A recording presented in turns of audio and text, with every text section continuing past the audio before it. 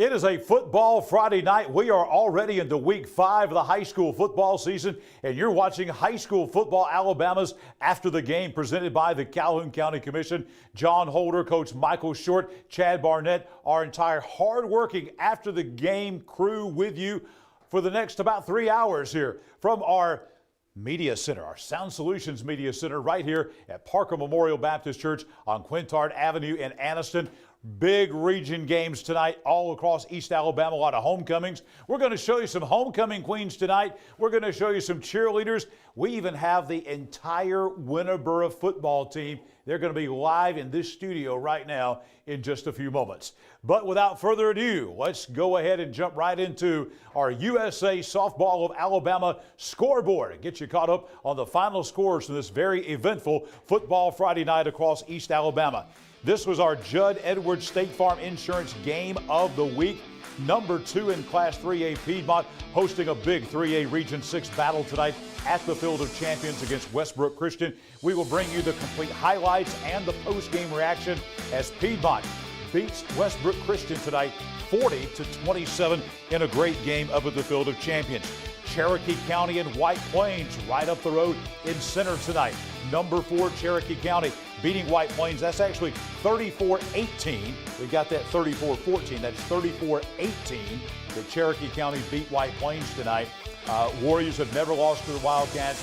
Now 10-0, and they win again tonight. A key 4A Region 6 battle there as Cherokee County improves to 4-1 with a 34-18 win over White Plains. We'll get that one corrected. There it is, the Winterboro Bulldogs. They are in the house tonight. Winterboro, number 7 team in the state in Class 1A, playing here in Anniston tonight against the Donahoe Falcons. They remain undefeated. Coach Skylar Mansfield and the entire team will join us in just a few moments. Winterboro shutting out Donahoe tonight, 47-0. Hope Christian playing their first road game ever in school history tonight over in downtown Birmingham against Banks Academy. A lot of injuries for Hope Christian. A lot of players out. When you're playing small school football, that's not a good thing. Hope Christian falls tonight to Banks Academy 50-0 tonight over in Birmingham. We will have highlights of this game coming as well. Mountain Brook tonight, bouncing back after that upset loss to Pell City last week. They come in, they beat the Oxford Yellow Jackets. Really a surprise here. Not that Mountain Brook won, but by the amount that they won. Mountain Brook tonight beating Oxford 42-14. Highlights of that game coming on After the Game. We'll also have highlights of this game.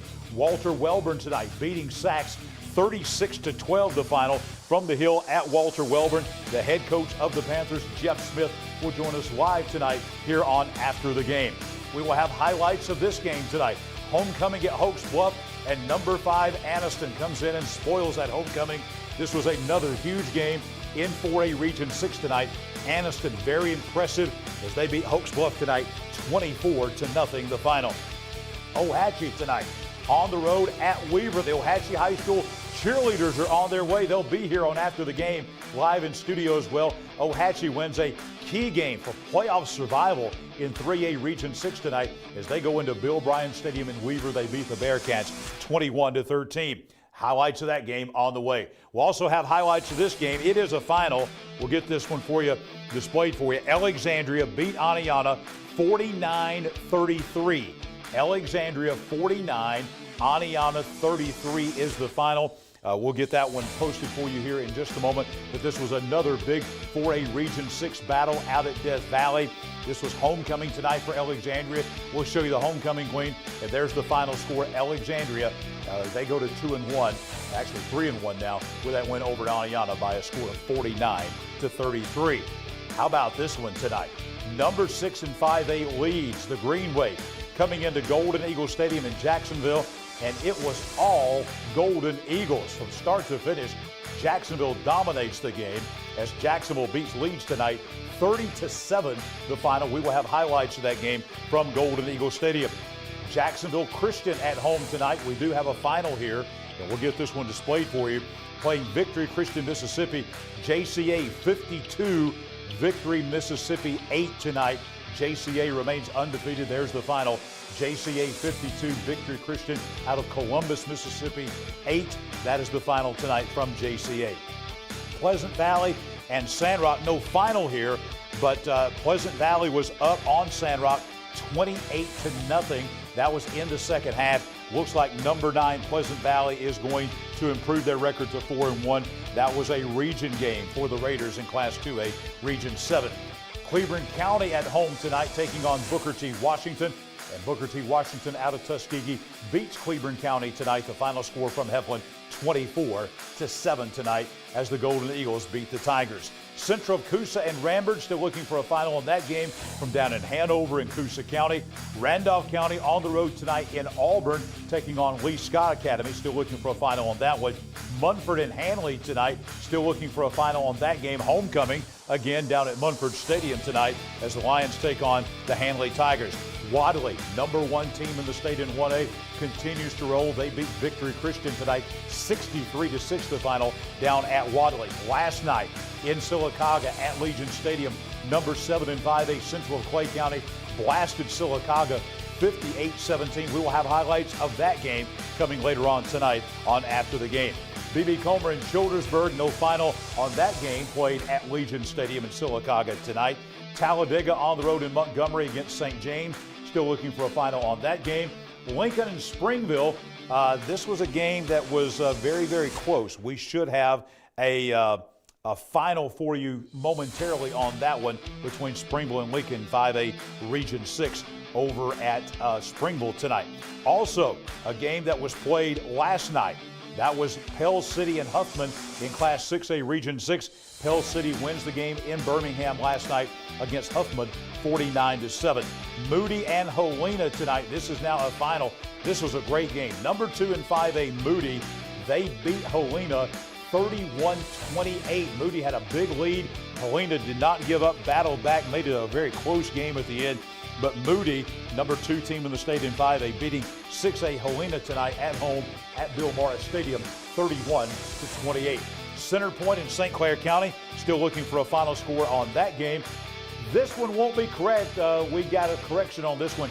Asheville did beat Etowah, but instead of 28-19, it was 27-19. We just got a text on that to correct that final score, but Asheville did win the game. Asheville had never beaten Etowah ever in history, and they did it tonight down at Ken Logan Stadium in Asheville. Asheville beats Etowah, a historic win for the Asheville Bulldogs. Mark Sanders and the Bulldogs go to 3-1 with a first ever victory over Etowah, 27-19 tonight. Great football game. This might have been the game of the night. Woodville and Raglan in 1A Region 8 playing tonight at Raglan at Joan Ford Stadium. Woodville wins it 37-34. Great game tonight over in Raglan in 1A. Bit of an upset tonight. Section at home. They get their first win of the year. They beat the Cedar Bluff Tigers 19-7.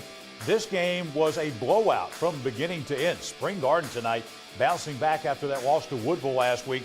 They beat Valley Head 58-23. It was 51-16 at halftime. Played a running clock in the second half as Spring Garden beat Valley Head 58-23.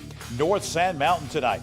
The Bison, the Thundering Herd, remained undefeated as they beat the Gaston Bulldogs up in Higdon tonight, very impressively again by a score of 54-0.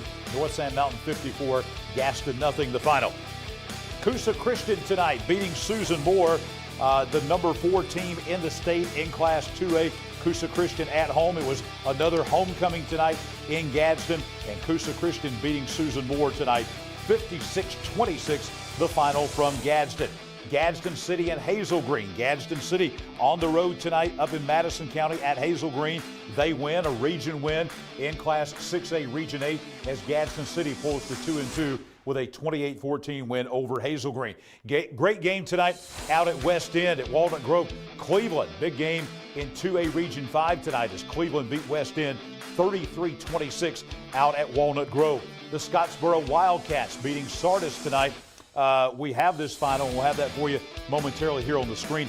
Scottsboro 42, Sardis 7, the final. Scottsboro getting ready for Clay Central. That'll be a top 10 matchup in 5A next week down at Volunteer Stadium. Scottsboro tonight tuning up for that matchup as they win at Sardis 42-7. There it is, the final score tonight. Some games around the state had a couple of big games in the smaller schools tonight. Hackleburg and Addison. We do have this final.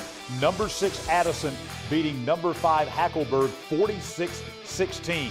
Addison 46, Hackleburg 16, the final in that 1A top 10 matchup. There it is, being played over in Marion County at Hackleburg tonight in Northwest Alabama. Vincent beat Sullivan tonight. Top 10 matchup in 2A at Vincent. Vincent wins the game 34-8 over the Sullivan Blue Devils. Jackson and Mobile Christian still looking for a final on that game tonight from Legion Field in Jackson. Benjamin Russell and Spain Park still looking for a final on that top 10 matchup in 6A down in Alexandria City. And 2 big games in 7A tonight, both in 7A Region 3. Number 2 Thompson blasting number 5 Vestavia Hills. Yes, that is a correct score, 35-3 the final tonight. And it was Hewitt Trustful in 7A Region 3, the number 3 team in the state in 7A, taking care of Hillcrest Tuscaloosa at Tuscaloosa tonight by a score of 24-0. When we come back on After the Game on this Football Friday night, we're going to talk Winterboro High School football. Skylar Mansfield is here, and you're going to want to see this. It's the number 7 team in the state in 1A, and they're here, the entire team, the Winterboro Bulldogs, next on After the Game. The Calhoun County Commission, made up of Terry Howell, Danny Shears, Fred Wilson, Carolyn Henderson, and Lee Patterson, ask you to take a look at what Calhoun County has to offer. Beautiful parks, neighborhoods, recreational facilities, historic sites, and museums. Our citizens enjoy a high quality of life and strongly support the arts.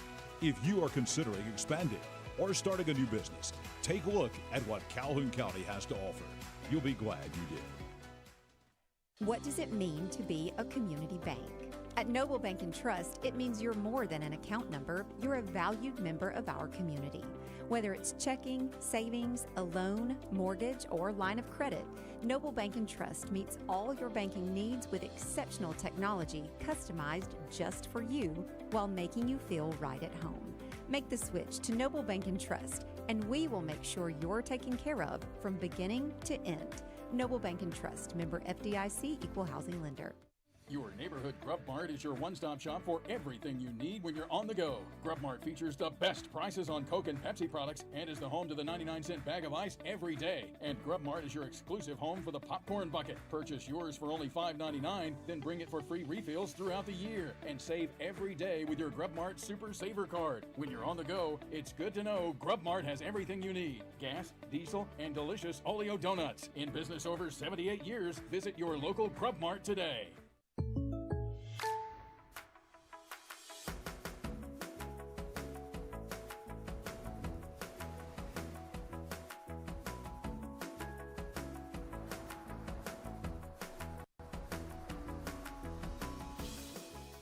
The State Farm Personal Price Plan helps you create an affordable price just for you. Contact local agent Judd Edwards for your personal price plan today.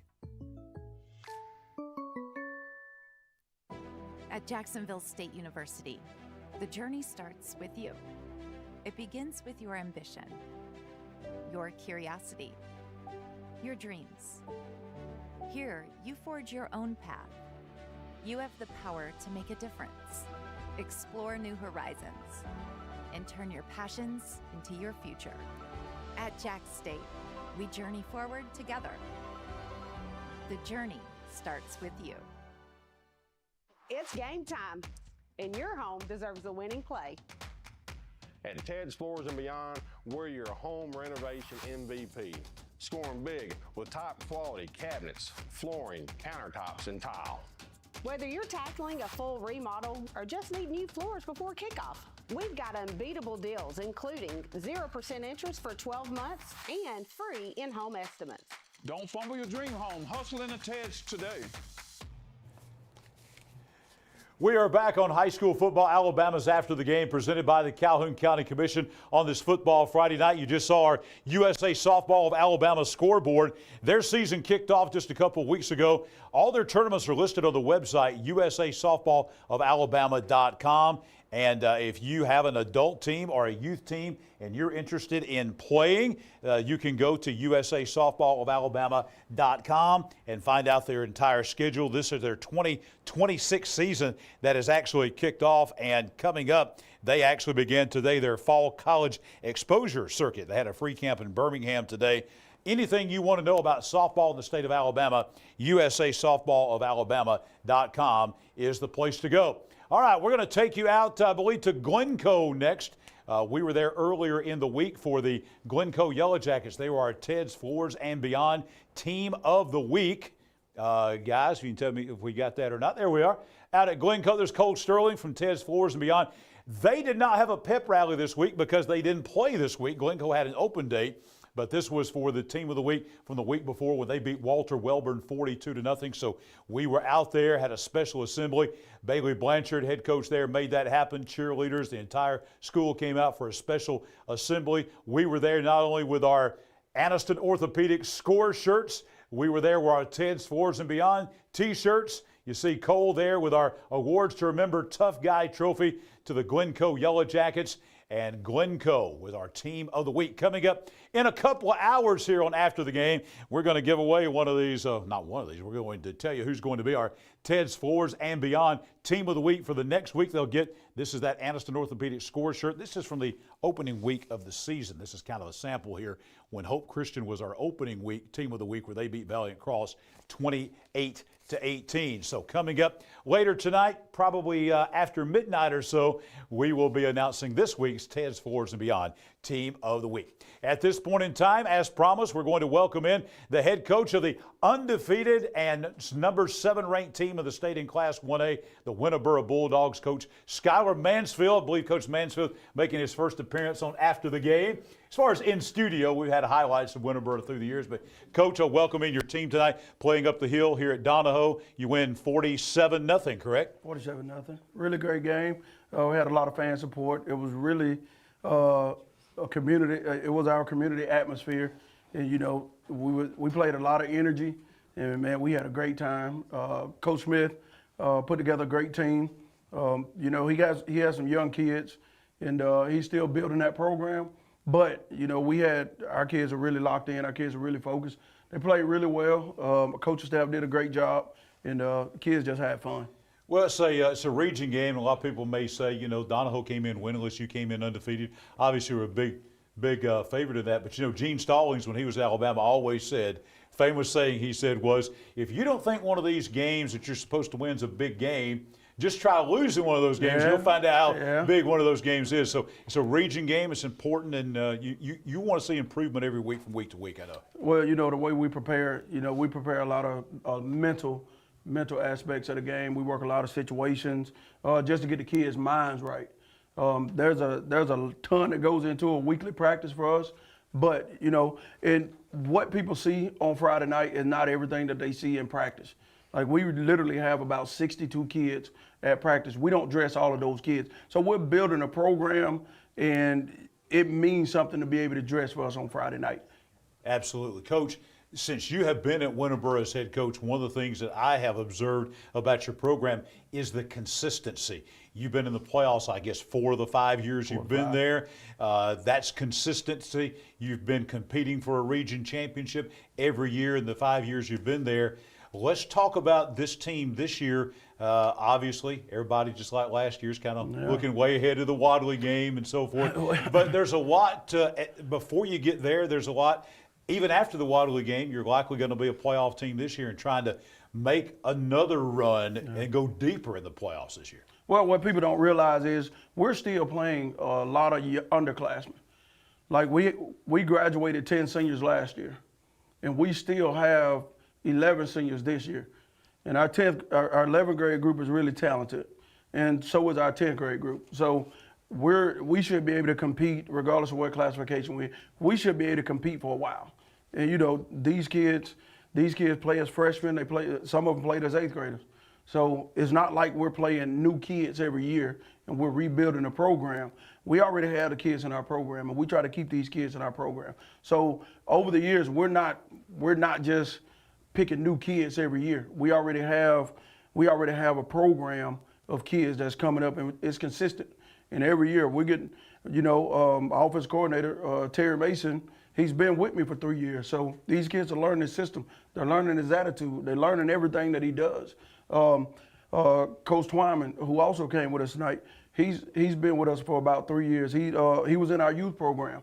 So he and Coach Lynn build a youth program, and we get those kids. So these kids understand all the coaches that they're working with. I come in a program new to it, but these coaches already know these kids. They know what these kids are capable of, and these kids listen and they stay in the program, and year after year, we don't lose any kids in our program. And pretty much if you walk through our school, most of our kids walk in the hallways play football. So, we're not rebuilding every year. It's a blessing to be able to come to work every day to see these kids, because these kids motivate me and keep me going. And, it's just a blessing to be able to work there every day. What Coach Mansfield just described to all of you out there is how to build a program. He just set the template for that. Speaking of those young men and those kids that you got down at Winterboro, we got all of them here with us in the studio. So we're going to show these guys right now. Guys, make some noise. How about that win tonight? All right, we got the coaches over there. We got them over there in the shadows a little bit. But as we keep the camera on these guys, just tell us about this group of young men right here. There have been some challenges this year with this team, beginning all the way back, I guess, was February with the tornado that damaged your school and stadium. This is a resilient bunch, I would think. This is a very resilient bunch, and because we are so familiar with each other, we bounce energy off each other. We feed off of each other. And we lost. If you look at the shirt that Caden have on, we lost one of our athletes. To an unfortunate situation. And these kids very resilient to be able to handle that, and be able to grieve over that process, and still be able to have success on the field. So the mentality of these kids is we feed off of each other, and the parents allow these kids to be ingrained in this program. We have kids that's getting exposure on a national level. Kavar's here. He has offers from Troy. Raise your hand.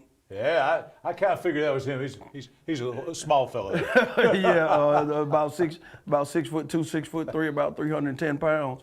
Jamari Nix is another one. He's a sophomore. He has offers from Tennessee and Arkansas, and Carter Castleberry. Carter Castleberry has offers from West Alabama. And what people don't know about Carter Castleberry, he's also a state champion in track. Wow. So he set the 1A record in the 400. And a lot of these kids also run track. We're back-to-back state champions, and our girls won the first state championship in school history. So we have a lot going on in our school, a lot to be proudful about, and a lot to keep people involved. All right, so Coach, you've been there 5 years, right? 6. 6 years. So as we go back and look at these guys one more time, you've seen these guys literally grow up.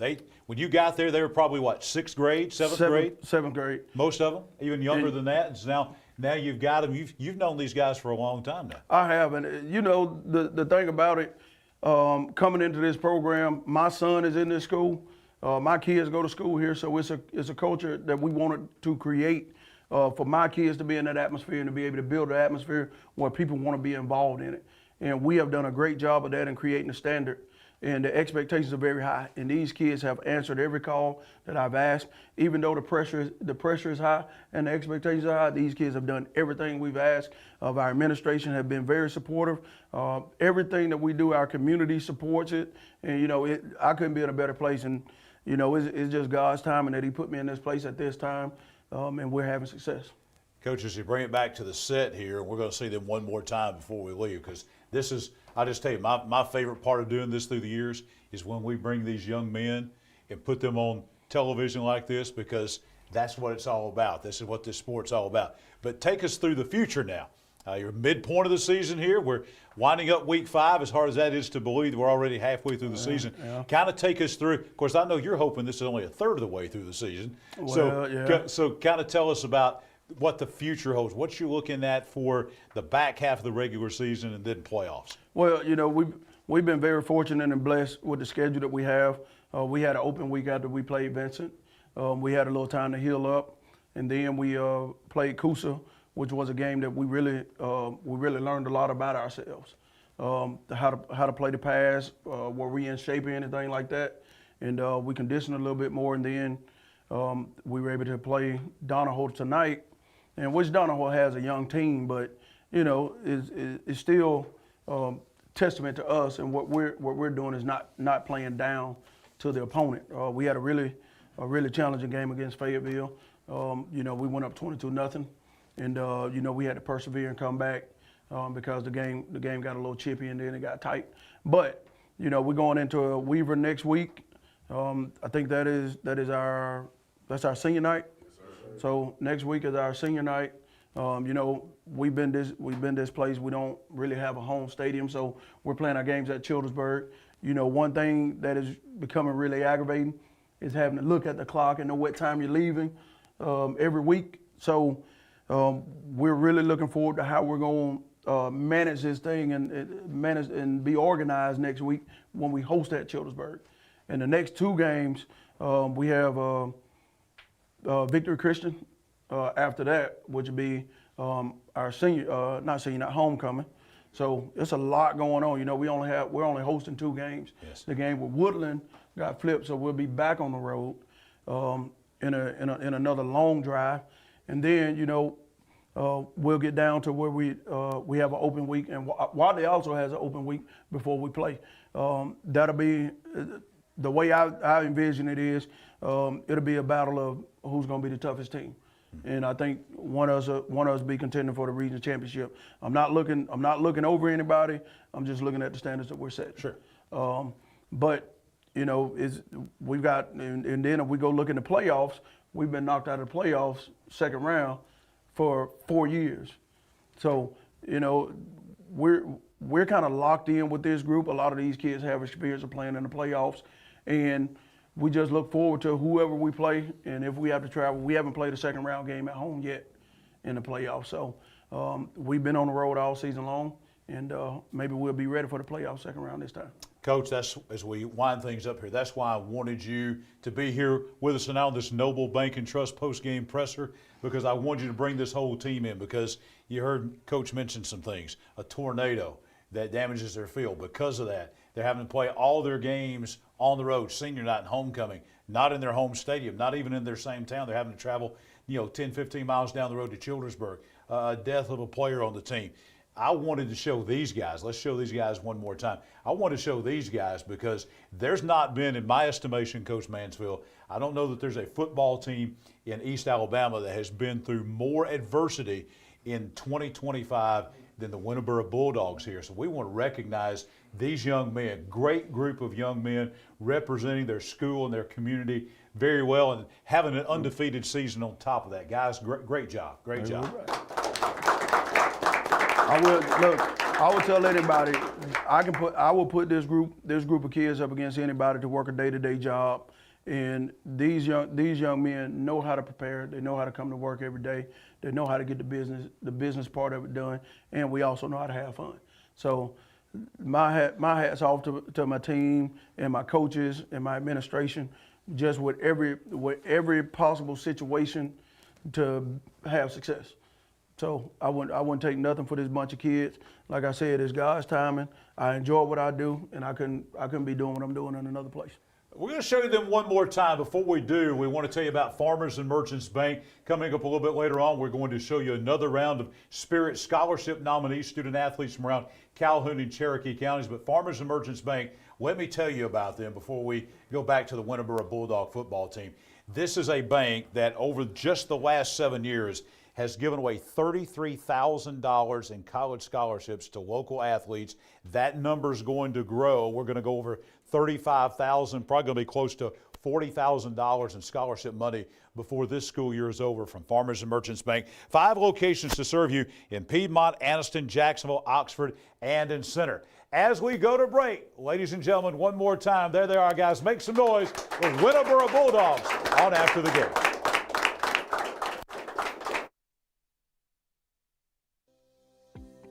The Coosa Valley, on the banks of the Coosa River in Gadsden, Alabama. Fishing, boating, and paddling, and home to Team One Chevrolet. Team One Chevy has been serving generations for years. Even the grandkids are grown. Come by and see why so many people come back to Team One Chevy in Gadsden. home of the best people, the best service, period.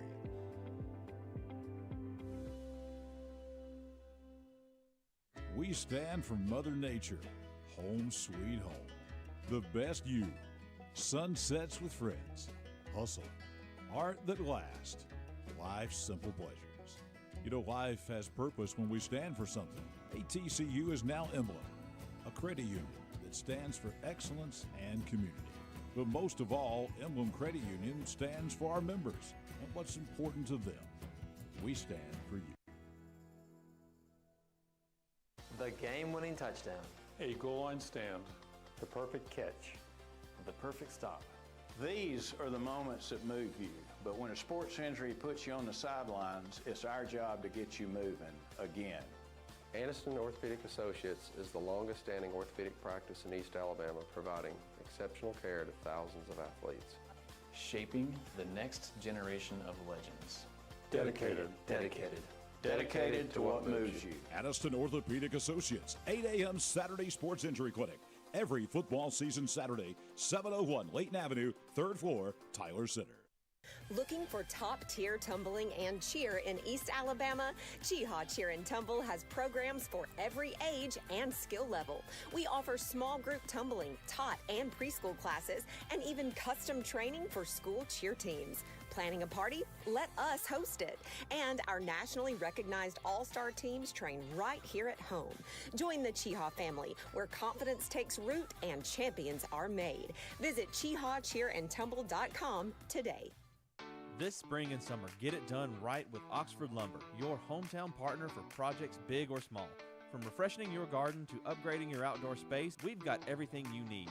Check out our full garden center and gear up on our Stihl showroom, chainsaws, blowers, trimmers, and more. Ready to grill? We've got Big Green Egg, Traeger, and Blackstone to fire up the fun. Since 1985, Oxford Lumber has been built on tradition and focused on you. Visit us today at any of our 5 locations: Oxford, Roanoke, Talladega, Jacksonville, and Lincoln. Oxford Lumber, where you're treated like family.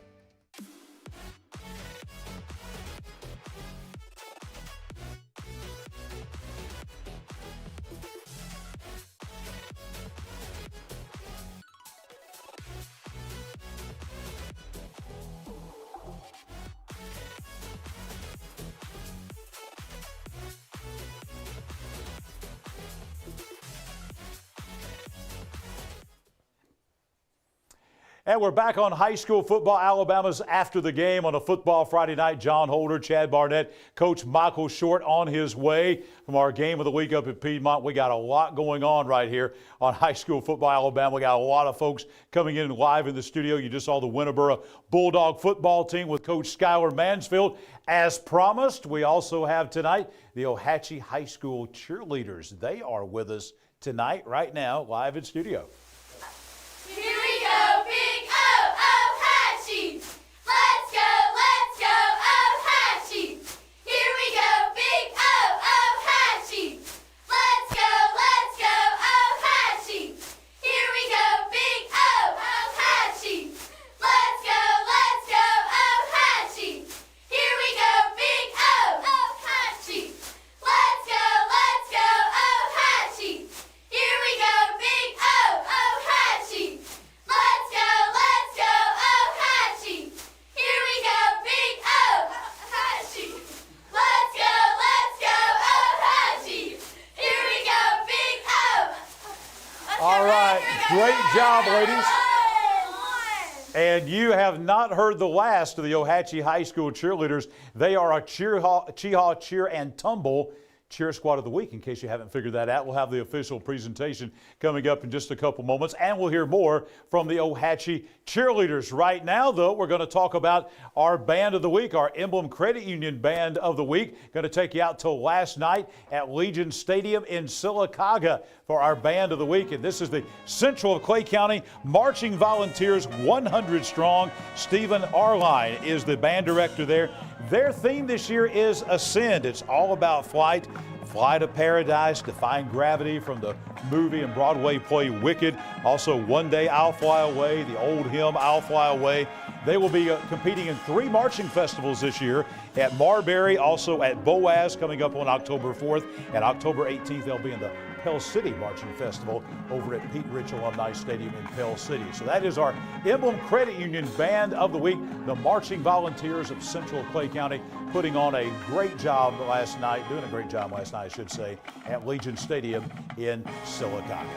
Back on after the game, time now for highlights. Chad Barnett is in with us.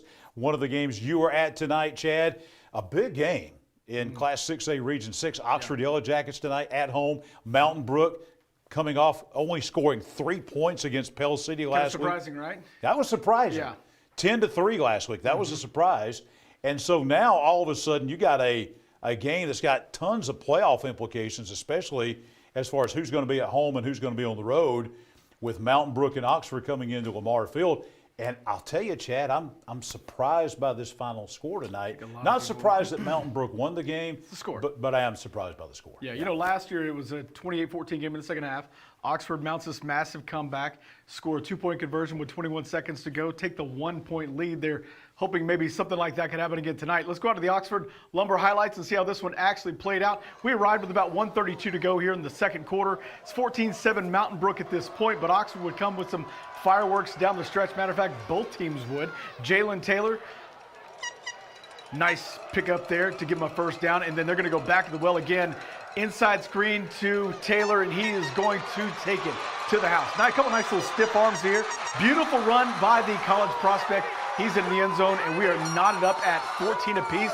Lights are going crazy. Oxford fans are happy, but that would be short-lived. Mountain Brook were basically running out the clock here with about 30 seconds to go. Oxford would call timeouts, hoping to get the ball back, and this is what would hurt them. This would be a long run. Lawson McKnight making them pay. With about 30 seconds to go, he pops one for a touchdown. Could have just kneeled it and it would have went to halftime. Instead, they're up 21-14 at the break. Sam Adams looking on for his team. Maddox Mims, second drive of the second half. He's going to throw a pick on the sideline. Beautiful play by the Mountain Brook defense, and they're going to be set up in nice field position. Miller Lee this time, they're running that little shiftiness side to side all night. This time it's a keeper. Mims or Miller Lee, he's going to take it in there for the touchdown. 28-14 now in the third quarter. Oxford's offense had nowhere to go tonight. Mountain Brook's defense was just really strong tonight. Giving the ball back again, and this time they're going to find the tight end leaking out the backside. That's going to put him back on the board again. It's going to be 35-14 at this point. There would be no comeback tonight as it was last year on the road. Mountain Brook impressive tonight, beating the Oxford Yellow Jackets by a final score of 42-14. You mentioned last year the way Oxford won that game. Let's kind of flip the script here because, yes, as exciting as that was for Oxford, that was a heartbreaking, crushing loss for Mountain Brook last year over in Jefferson County. And that cost Mountain Brook really home field advantage in the playoffs with that loss to Oxford. So did you sense, being at the game tonight, that, Mountain Brook's green, they're the neon.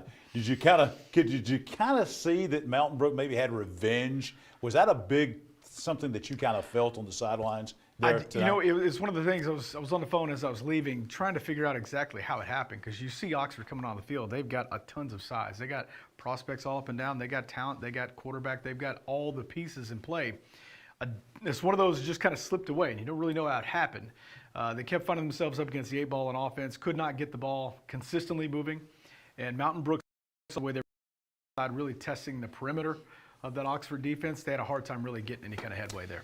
And now with Oxford, you still got Clay Chalkville on the road, Pell City on the road, which is a tight win last week by 1 against Pinson Valley. So unfamiliar territory right now for Oxford, but they've got the pieces, they've got the players, they've got the facility, they've got it all. They just need to find a way to put it together for a stretch. Yeah, and you start comparing scores a little bit there. Last week, Mountain Brook only scores 3 points against Pell City. Yeah.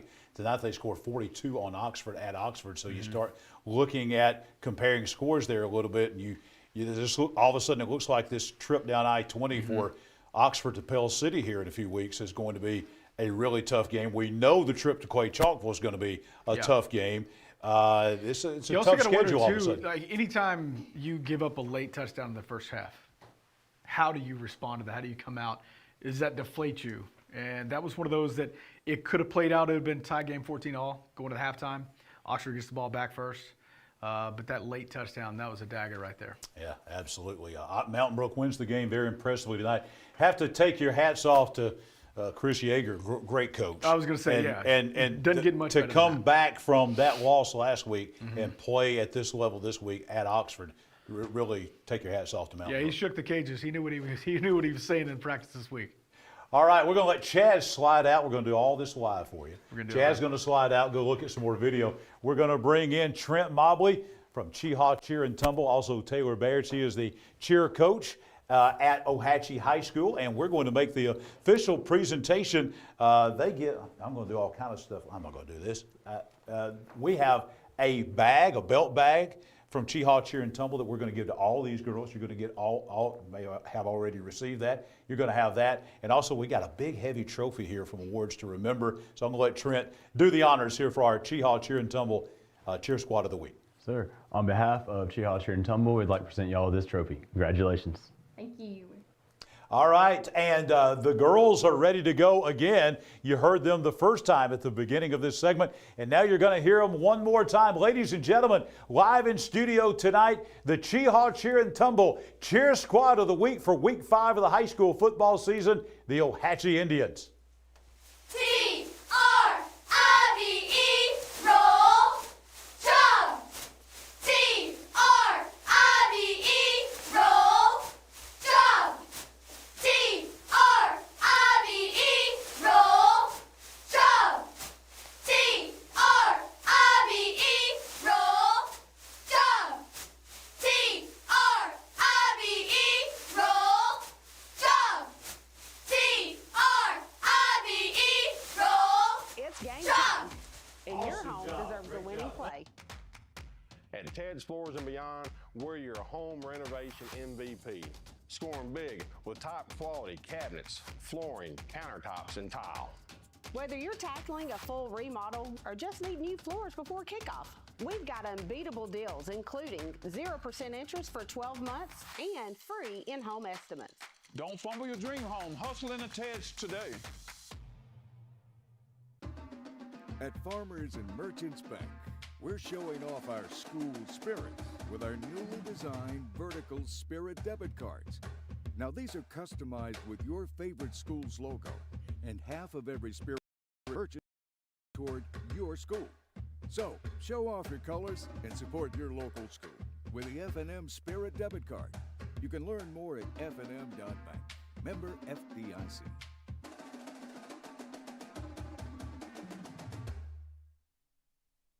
Your neighborhood Grub Mart is your one-stop shop for everything you need when you're on the go. Grub Mart features the best prices on Coke and Pepsi products and is the home to the 99-cent bag of ice every day. And Grub Mart is your exclusive home for the popcorn bucket. Purchase yours for only $5.99, then bring it for free refills throughout the year. And save every day with your Grub Mart Super Saver card. When you're on the go, it's good to know Grub Mart has everything you need. Gas, diesel, and delicious Oleo donuts. In business over 78 years, visit your local Grub Mart today. Looking for top-tier tumbling and cheer in East Alabama? Cheehaw Cheer and Tumble has programs for every age and skill level.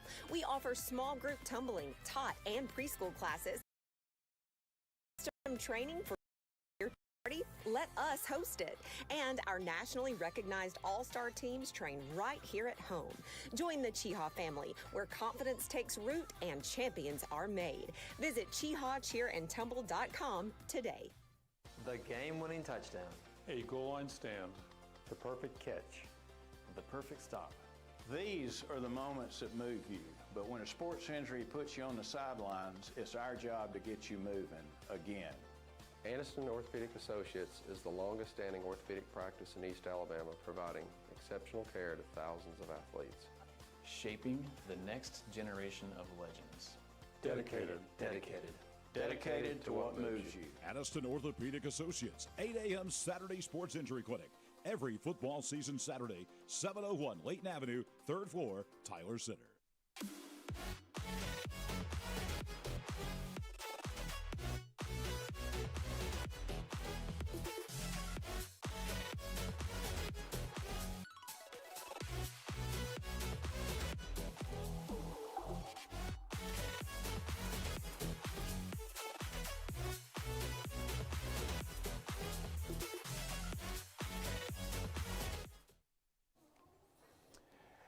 Young Oil Grub Mart bringing you our muscle team. We'll introduce you to this week's muscle team a little bit later on in the show here on High School Football Alabama's After the Game. Let me tell you about the folks at Young Oil Grub Mart. One, great supporters of high school football and high school athletics here in East Alabama. They have locations all across the region, Cherokee County, all the way down to Lee County, back over to St. Clair County and Walker County.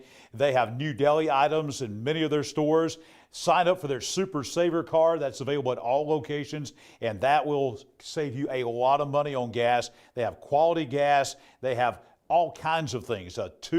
Buy two, get one free specials throughout the store. Young Oil Grub Mart bringing you our muscle team. We'll introduce you to the muscle team in just a moment. We have just about every one of the final scores, I think, except for one now, as we will go into our USA Softball of Alabama scoreboard. Here's the final scores from tonight. This is our Judd Edwards State Farm Insurance Game of the Week. We'll have complete highlights and post-game reaction from the Field of Champions in Piedmont in this big 3A Region 6 showdown between Piedmont and Westbrook. Piedmont wins it 40-27.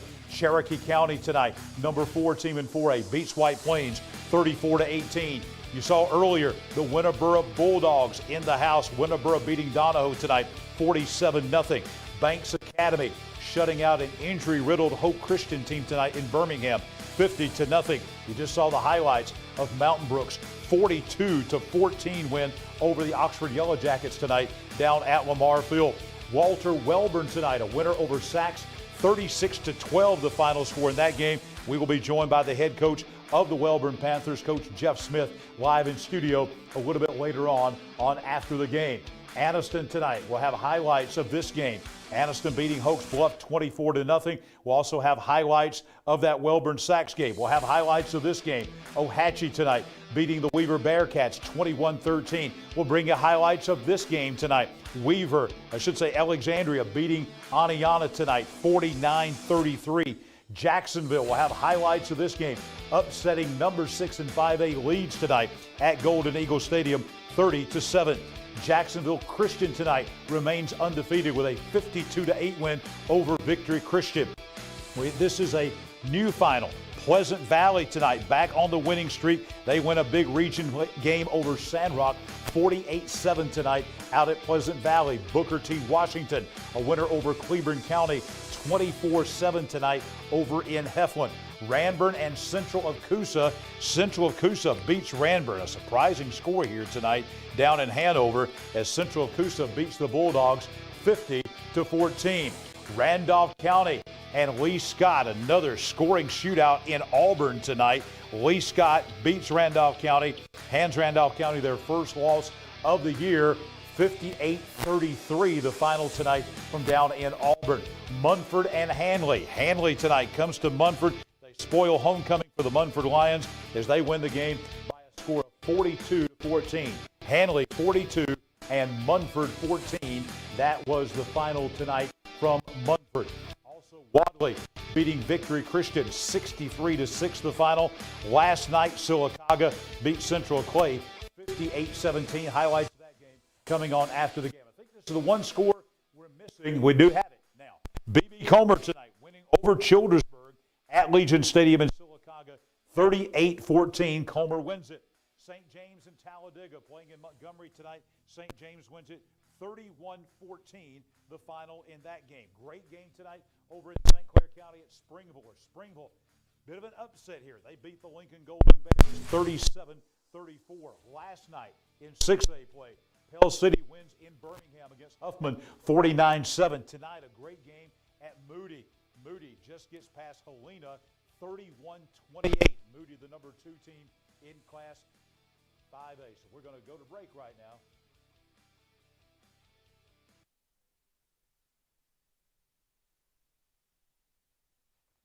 The Calhoun County Commission, made up of Terry Howell, Danny Shears,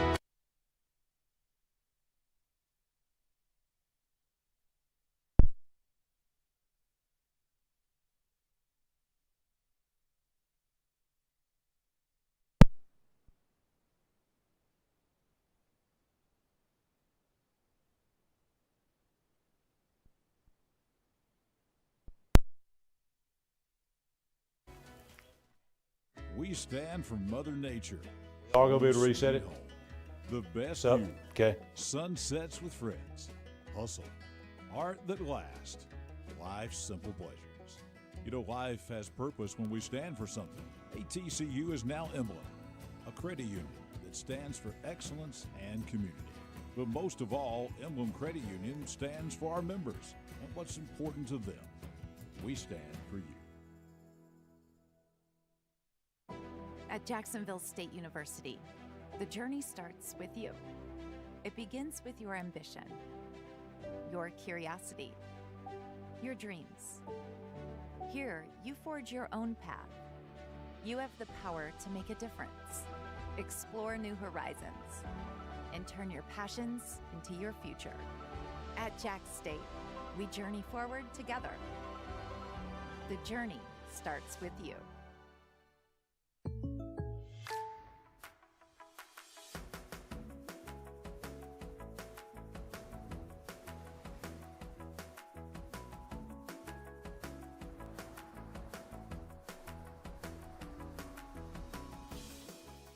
The State Farm Personal Price Plan helps you create an affordable price just for you. Contact local agent Judd Edwards for your personal price plan today. What does it mean to be a community bank? At Noble Bank and Trust, it means you're more than an account number, you're a valued member of our community. Whether it's checking, savings, a loan, mortgage, or line of credit, Noble Bank and Trust meets all your banking needs with exceptional technology customized just for you while making you feel right at home. Make the switch to Noble Bank and Trust, and we will make sure you're taken care of from beginning to end. Noble Bank and Trust, member FDIC, equal housing lender. The Coosa Valley, on the banks of the Coosa River in Gadsden, Alabama. Fishing, boating, and paddling, and home to Team One Chevrolet. Team One Chevy has been serving generations for years. Even the grandkids are grown. Come by and see why so many people come back to Team One Chevy in Gadsden. Home of the best people, the best service, period.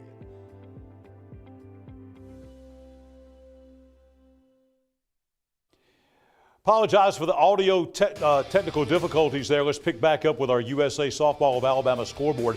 Number 2, Moody squeezing past Helena tonight, 31-28. We do have, I believe, that Center Point St. Clair County score. St. Clair County goes into Center Point. They beat the Eagles tonight, 47-9. Asheville, as we told you, 27-19 winners for the first time ever over the Etowah Blue Devils at Ken Logan Stadium in Asheville tonight. It was Woodville beating Raglan 37-34. Great game at Joan Ford Stadium in Raglan tonight. Section beating Cedar Bluff 19-7. Bit of an upset tonight up at Section. Spring Garden was up 51-16 at halftime. Running clock in the second half. Spring Garden beats Valley Head 58-23. North Sand Mountain shutting out Gaston. The Bison, the Thundering Herd, going to 5-0 as they beat Gaston 54-0. Coosa Christian celebrates homecoming with a win tonight in Gadsden. They beat the Susan Moore Bulldogs 56-26. Gadsden City gets a big win in 6A Region 8 as they beat Hazel Green tonight on the road 28-14. Cleveland gets past the West End Patriots tonight out at Walnut Grove 33-26. Scottsboro wins over Sardis. That'll be a top 10 matchup next week between Scottsboro and Clay Central down at Volunteer Stadium. Scottsboro beat Sardis tonight 42-7. Big game in 1A tonight in West Alabama. Number 6 Addison beating number 5 Hackleburg 46-16. In Class 2A tonight down at Vincent. Number 8 Vincent beating number 7 Sulligent 34-8. Jackson and Mobile Christian. Jackson, the number 1 team in 4A at Legion Field in Jackson tonight, routing number 10 Mobile Christian 42-14. At the Sportsplex in Alex City tonight, it was a thriller. This might have been the best game in the state. Number 9 Ben Russell beating number 6 Spain Park in 6A 35-34 the final tonight from down in Alex City. And 2 big games in 7A, both in Region 3. Thompson, number 2 team in the state, beating number 5 Vestavia Hills 35-3. And just down the interstate there in Tuscaloosa, number 3 Hewitt Trustwell beating number 10 Hillcrest Tuscaloosa, also in 7A, by a score of 24-0. Let's tell you about the folks from WM Grocery. They set us up with some great food tonight. I'm holding it in my hand right now. You're about to see it. Feeding our staff and our coaches tonight here at our Sound Solutions Media Center, Parker Memorial Baptist Church on Quintard Avenue in Anniston. There's WM Grocery. If you have any catering needs whatsoever, folks, any whatsoever, whether it be a small party, a big party, a huge dinner where you're feeding 300 or 400 people, a wedding reception, or you're feeding a staff and crew at a high school football show, like here on After the Game, go see WM Grocery, Piedmont, Heflin, Wedowee, and in Roanoke. Let's show you some of what we're talking about tonight. I don't know if you can see. I'm going to try to put that down a little bit. All right, so we got ham sandwiches. We've got chicken salad croissants. We've got, I'm going to tell you, I'm going to turn my plate around right here and show you that right there. That is the best pasta salad that you will ever have. And then we've got all kind of other things here, crackers, cheese. You see the salami and pepperonis and things like that here. The dessert, there's a chocolate truffle, I believe, dessert that we have here. I mean, just unbelievable. We feed our entire crew here every Friday night with a great menu from WM, and our head coaches come in and they get a plate as well. Great folks at WM Grocery. Check them out for your next catering needs. Time for our first extra point of the night, presented by State Representative Randy Wood out of District 36. We got some good extra points for you tonight, so let's jump on our first one tonight and show you that one. And that is Oneonta's visit to Alexandria's Death Valley tonight brought one of the 5 winningest programs in state history to Calhoun County. The Redskins are one of only 5 teams in history to win 700 games. Oneonta is the second winningest team in AHSAA history, having won 729 games. T.R. Miller Bruton is the winningest school in the state with 742 wins. The top 5 is rounded out by Fayette County of Fayette, Deshler of Tuscumbia, and Thomasville, who just joined the 700 Club last Friday night. When we come back, head coach of the Walter Wellborn Panthers, Jeff Smith, live on After the Game.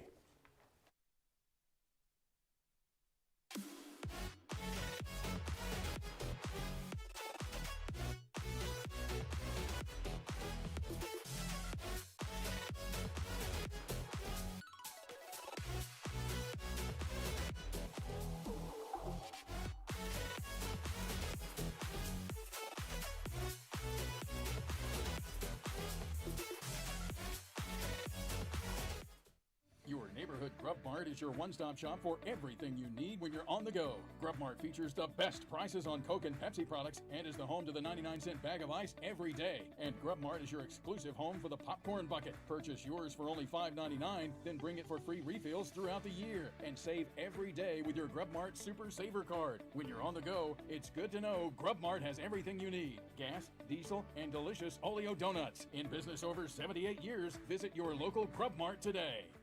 This spring and summer, get it done right with Oxford Lumber, your hometown partner for projects big or small.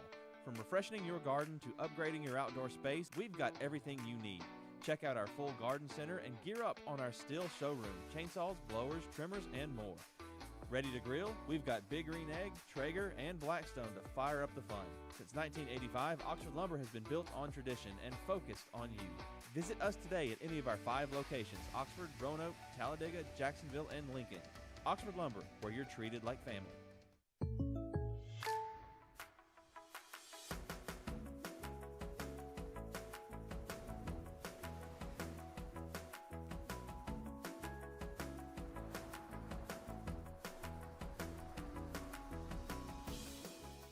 The State Farm Personal Price Plan helps you create an affordable price just for you.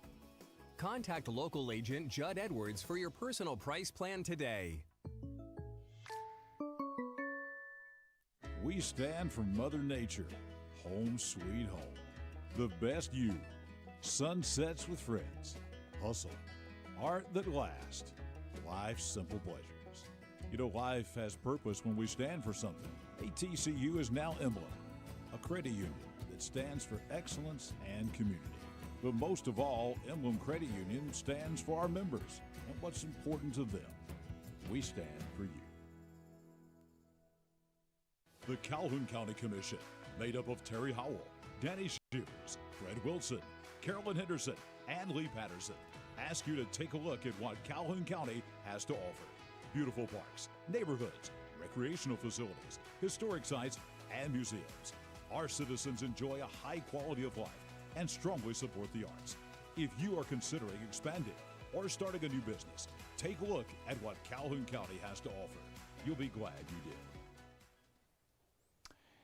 11 o'clock here at the Sound Solutions Media Center at Parker Memorial Baptist Church on Quintard Avenue in Anniston on this football Friday night. Earlier, you saw our Emblem Credit Union Band of the Week, the Central Clay County Marching Volunteers. And throughout the night, you have been seeing all of our final scores from East Alabama and around the state on our Emblem Credit Union bottom line. Emblem Credit Union, let me tell you about the membership that is made so easy. It's, folks, if you live, you work, or you go to school, any one of those three things in Calhoun, Cherokee, DeKalb, Etowah, or Marshall County, you are eligible to join Emblem Credit Union. Just visit emblemcu.com to get started. We are going to tell you now about our Young Oil Grub Mart muscle team for this week. And we've got 5 outstanding young men that we're going to introduce you to from Hokes Bluff High School. I delivered those jerseys tonight out to Hokes Bluff. I had those put on Coach Rob's desk out there. Here's those guys. Last week against White Plains, in that 35-28 Hokes Bluff win on the road, they had 322 yards of total offense, did Hokes Bluff. Every bit of that was on the ground rushing behind these 5 guys right here. Connor Wellingham, Caden Howard, Logan Cook. We had Jaden English and Aiden Howard. That is our muscle team. They'll be getting those black Young Oil Grub Mart muscle team t-shirts coming their way. The team that won the muscle team the week before that was the offensive line for the Walter Wellborn Panthers. And I have coaches. I got Coach Smith joins us right now. Jeff Smith, head coach of the Walter Wellborn Panthers, right here live in the studio along with Coach Michael Short. Coach, welcome into our Noble Bank and Trust post-game presser. I have your muscle team shirts over here to give to those guys. Coach, tonight back on the hill, region game. Yes. I know how big Calhoun County football, when Calhoun County teams play each other, how big that is to you. So tonight you had sacks coming in. You win the game 36-12. Tell us about it. Well, you know, last week, you know, we went to Glencoe and got it took to us pretty good. But the kids responded like we thought they would, and they worked hard all week. And, you know, it was also our homecoming. So, you know, we had to deal with homecoming. Coach, I'll talk to you about that in just a minute. Lord have mercy. Yeah, so it was homecoming. But we went out there and we played well, especially in the second half, and got a good win and a region win on top of that. Coach, what was the you have to tell us all of it, but yeah. I'm sure it was a fairly intense week of practice this week out at Wellborn, I'm sure. Well, it was and it wasn't. You know, I mean, we've got a good group of kids right now, and they responded well, and we really didn't have to really turn it up on them at all. They went out there and they did it themselves, and they wanted to work and get better, and they did, and I'm very proud of them. Well, Coach, you've had a team that's very consistent. We've talked with Coach Mansfield from Winterboro earlier, had his whole team in with us about how consistent he's been in a short time at Winterboro as far as challenging for region titles, being in the state playoffs, being consistently good. I'd say the same thing about your program at Wellborn. You've been there a lot longer at Wellborn, and 17 years now. That's right. And the consistency that you've had at Wellborn has been impressive as well, because you're right in the mix of things, competing for region titles, state playoff berths, virtually every year that you've been out there. Well, we're proud of it. I mean, you know, I think a mark of a good program is, you know, some years you got better talent than other years, and those are the years that you really contend, you know, can contend for state championships and you know, region championships. You know, and then there's other years that you don't really have the talent that you had those years right there. And if you can, you know, if you can still work and, you know, and get close to, you know, breaking 500 or still having winning seasons, I think that says a lot about your program. And we've been able to do that, and I'm proud of them for that. Coach, we're going to roll some highlights of your game tonight. We were there showing some highlights of the game against Sacs tonight. So kind of dive in a little bit deeper tonight and tell us about maybe some of the players who had good games for you tonight and kind of your perception of how the game played out. I know it was close for a while, but you kind of blew this thing out. That play that you just showed right there, we expected them to do that, and lo and behold, they did it. And got the first down, and then this is the first drive of Sacs right here, and then we worked on that too, and they reached us, and number 2 got outside. They got some fast backs. Now they really do. They've got plenty of team speed. And then we came back and responded, went to work, and tied the game up 6-6. And I was proud of the kids for that. Here, see us, we're just getting the ball in right there. I think that was a 2-point conversion right there. And that's Caden Horton. He's just a freshman. Here again, Sacs again. See how he worked you in and then got back outside. That's a mark of a good back there. I think that's Crook 10 for Sacs. Right here, they had this pass here, and it was a 4th down play right here, and we stopped them. And then we drove it out right here. This is Jaheim Kirby. He has not played since the 8th grade, and boy, he's a fine young man. I tell you, he just. He's a pleaser. That's Braden Horton right there. We play Braden all over the place. He's just a freshman. Braden and Caden both of them are twins. And this is Isaiah Emerson, plays quarterback for us. He's tough as nails. Right there, you see him running the quarterback blast. And here he is right here on the keeper that we run right here and getting into the end zone. Coach, I noticed something. So we see our RO Supply touchdown T-shirts going out to the crowd there at Wellborn, and you just saw a glimpse of that. I saw that in an earlier shot. The crowd was impressive again tonight. It's homecoming, but come after a loss last week like that, you come back to Wellborn and that place is packed, and that'll be the lead-in for you, Coach, to talk about homecoming with Coach Smith. But those Wellborn people out there supporting your team tonight. Well, they love football. I mean, Wellborn. Doug Odell's our principal at the elementary school, and he was a teammate of mine. And he said it best, no other place lives and dies on Friday night harder than Wellborn does. And, how our football team really replicates how our community is. And if our team's doing good, the community's doing good. I love Wellborn. You know that. Yes. Here we go. I need to congratulate you.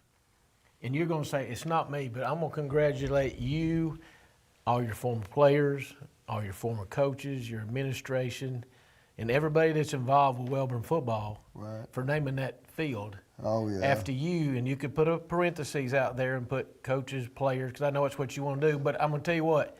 But, Coach, I'll tell you this. My name's on it. But that's everybody. Yes, it represents our time period. Yeah, it does, and that's what I'm proud of. Man, it's not me.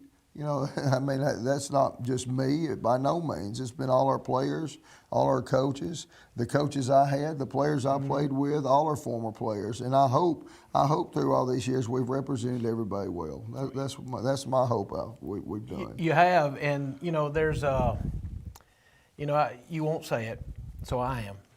You have, you talked about, players and they're making the team, and some years are not as good as others. Oh, yeah. But what you've done is you've changed a lot of lives. And you're still changing lives. And up until the day you die, you'll be going to heaven, but there's going to be a lot of people there one day when it's finally over with because you made a difference. Well, I appreciate you saying that because that's why I got into it. Yeah. I mean, because, I grew up with no father, and my coaches were my fathers. Yeah. And, I think I've seen approval from them all these years, from Wormy, from Coach Bowles and Coach Miller, and gosh, I can name all Coach Burgess, Coach Houston, all those guys. It just made such an impact on me, and I really appreciate it. Look, Coach Wiley, me and Coach Wiley still talk to this day, and they just had a lot of.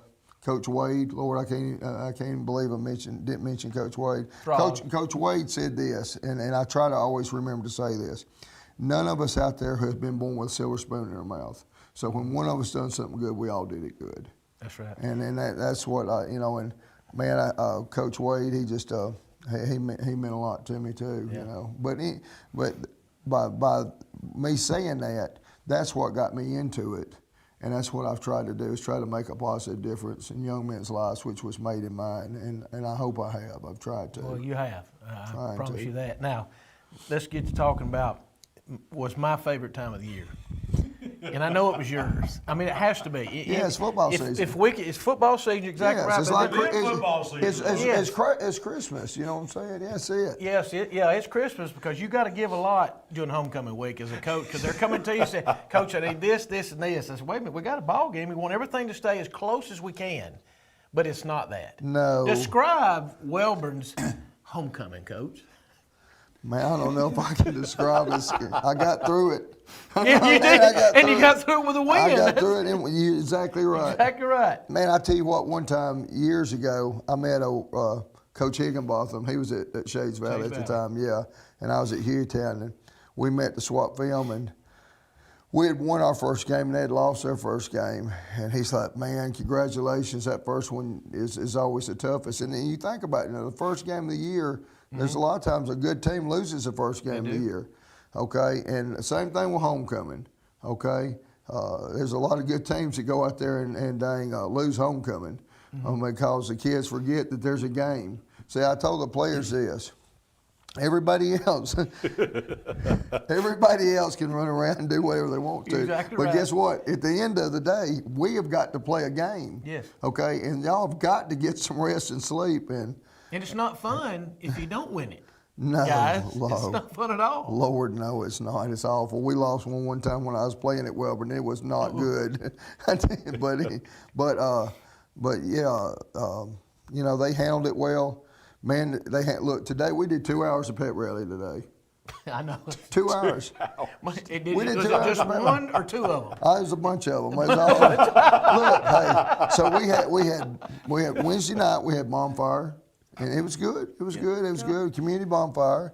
And then today we started at 1 and we had a traveling pet rally. Then we had a parade. And then we had another pet rally. That's today. That was today. And played tonight. And then I had to get them rounded up at 3. Throw a chicken sandwich in their throat, make them go to sleep for a little while. That's basically what we did. You were just happy to get to 7 o'clock and kick off. I was happy to see us win and that clock go off tonight. That's the way I felt. I'm sure it was. Coach, region play now. This region last year, as you well know, and you were involved with this, came down, had 5 teams tied at the end of the year for 2 playoff spots. 9-team region. This year, with that win tonight, and you've got the big thing, that big win over JB Pennington you had in your first game, because you got a head-to-head tiebreaker over them now. It appears that you got that win over Weaver, a head-to-head. It appears that you are still in good shape as far as playoff goes in this region race, because you got some head-to-head wins already. We got some head-to-head wins, but this is what I think. All right, I think that we've got 4 more region games. I think we have to win at least 2 of the next 4. Yeah. And if we can win 2 of the next 4, we're in. Okay, and then they don't come down to tiebreakers. But I think we've got to win 2 of the next 4 for that to happen. Right. That would give us 5 region wins, I think. Don't you think, Coach? That'd probably put us in. I said 2 and you're in. Yeah, that's it. Yeah. You got to have 2 of the next 4. 2 of the next 4. Our next game is with Cleveland County as a non-region game, and then we're open, and then it's 4 region games in a row, and we've got to get 2 of the 4. But even them games are important because of tiebreaker points. You may need your non-region games. Well, I think we played. Our week 0 was at Jamboree. Okay. So only 1 non-region game you that's got. It. Right? Because next week. we got 9-team region. So and our open week fell on game 6. Yeah, I mean, and you know how that is, Coach. You can't find a game 6. No. You might can find 0 and 1 and 10, but and maybe 6. 5, but 6. No. It's like having game 3 open. And if you do find one, it's somebody on the other side of the state, 5 hours away, and you don't want to do that. Absolutely, you'll break everybody by traveling over there and spending all that money to play. Coach, what are you looking for? You mentioned next week non-region at Heflin, then 4 straight weeks of region games. That's going to decide the season. Right. What happens, playoffs, and all those kind of things. What are you looking for out of this team the rest of the way? Well, I tell you, first off, with this team is they're a bunch of good young men. They're very easy to coach. They're a pleasure to have at practice. They're a pleasure to have in the locker room. They give us absolutely no trouble. And the key with us is this. We need to peak at the end of the season instead of earlier in the season. And that's a hard thing to do, especially when you got kids going both ways, you know. A lot of times you get to be your best about game 5 or game 6, and then you just don't have enough left in the tank at the end of the year. And we're trying all different things, trying to keep them healthy, and then, you know, finish the season strong and you know, not peak out too early. We've done that in the past. I mean, I admit that we have done that in the past. But in a small school, that's a hard line to walk, because you got to keep them, you know, keep working them so that you're trying to improve them. But on the same token, you got to try to keep them as healthy so that, you know, they still got enough in them to play at the end of the year. Coach, one more question. Really not a question. Give you an opportunity.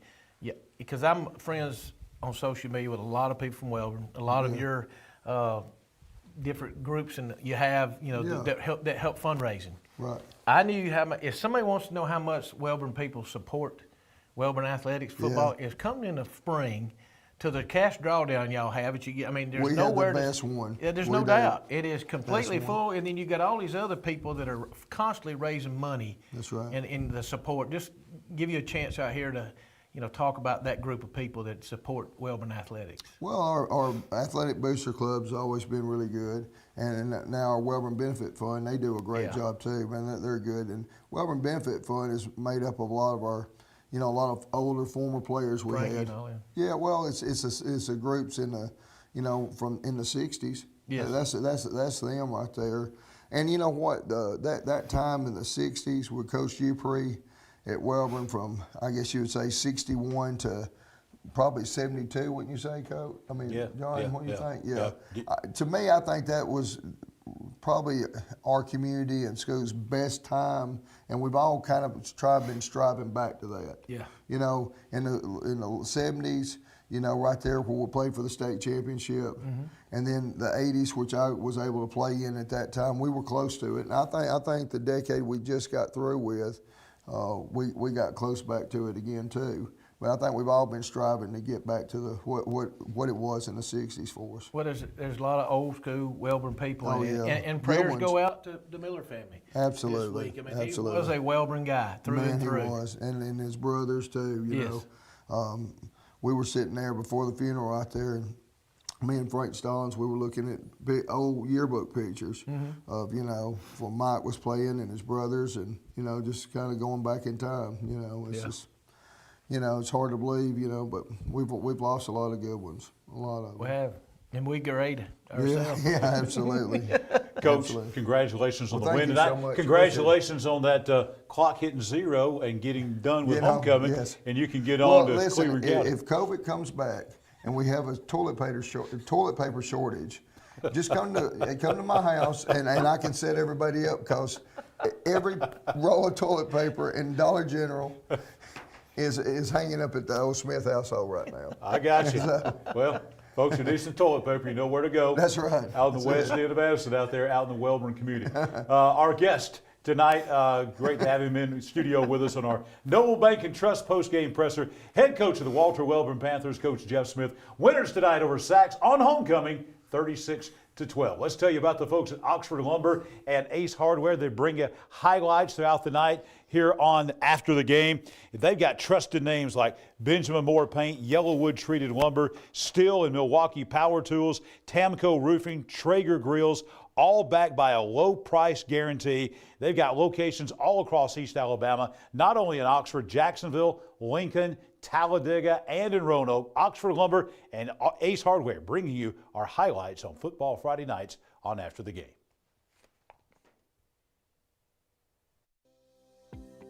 The Coosa Valley, on the banks of the Coosa River in Gadsden, Alabama. Fishing, boating, and paddling, and home to Team One Chevrolet. Team One Chevy has been serving generations for years. Even the grandkids are grown. Come by and see why so many people come back to Team One Chevy in Gadsden. Home of the best people, the best service, period.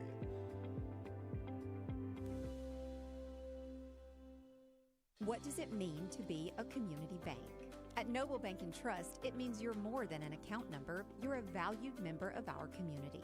Whether it's checking, savings, a loan, mortgage, or line of credit, Noble Bank & Trust meets all your banking needs with exceptional technology customized just for you while making you feel right at home.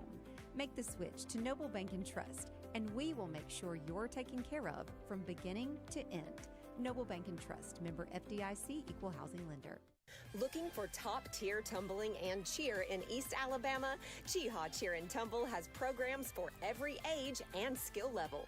We offer small group tumbling, tot and preschool classes, and even custom training for school cheer teams. Planning a party? Let us host it. And our nationally recognized all-star teams train right here at home. Join the Cheehaw family, where confidence takes root and champions are made. Visit cheehawcheerandtumble.com today. The game-winning touchdown. A goal line stand. The perfect catch. The perfect stop. These are the moments that move you. But when a sports injury puts you on the sidelines, it's our job to get you moving again. Aniston Orthopedic Associates is the longest-standing orthopedic practice in East Alabama, providing exceptional care to thousands of athletes. Shaping the next generation of legends. Dedicated. Dedicated. Dedicated to what moves you. Aniston Orthopedic Associates, 8 a.m. Saturday Sports Injury Clinic. Every football season Saturday, 701 Layton Avenue, 3rd floor, Tyler Center. At Farmers and Merchants Bank, we're showing off our school spirit with our newly designed vertical Spirit debit cards. Now these are customized with your favorite school's logo, and half of every Spirit card purchased goes toward your school. So, show off your colors and support your local school with the F&M Spirit debit card. You can learn more at fnm.bank. Member FDIC.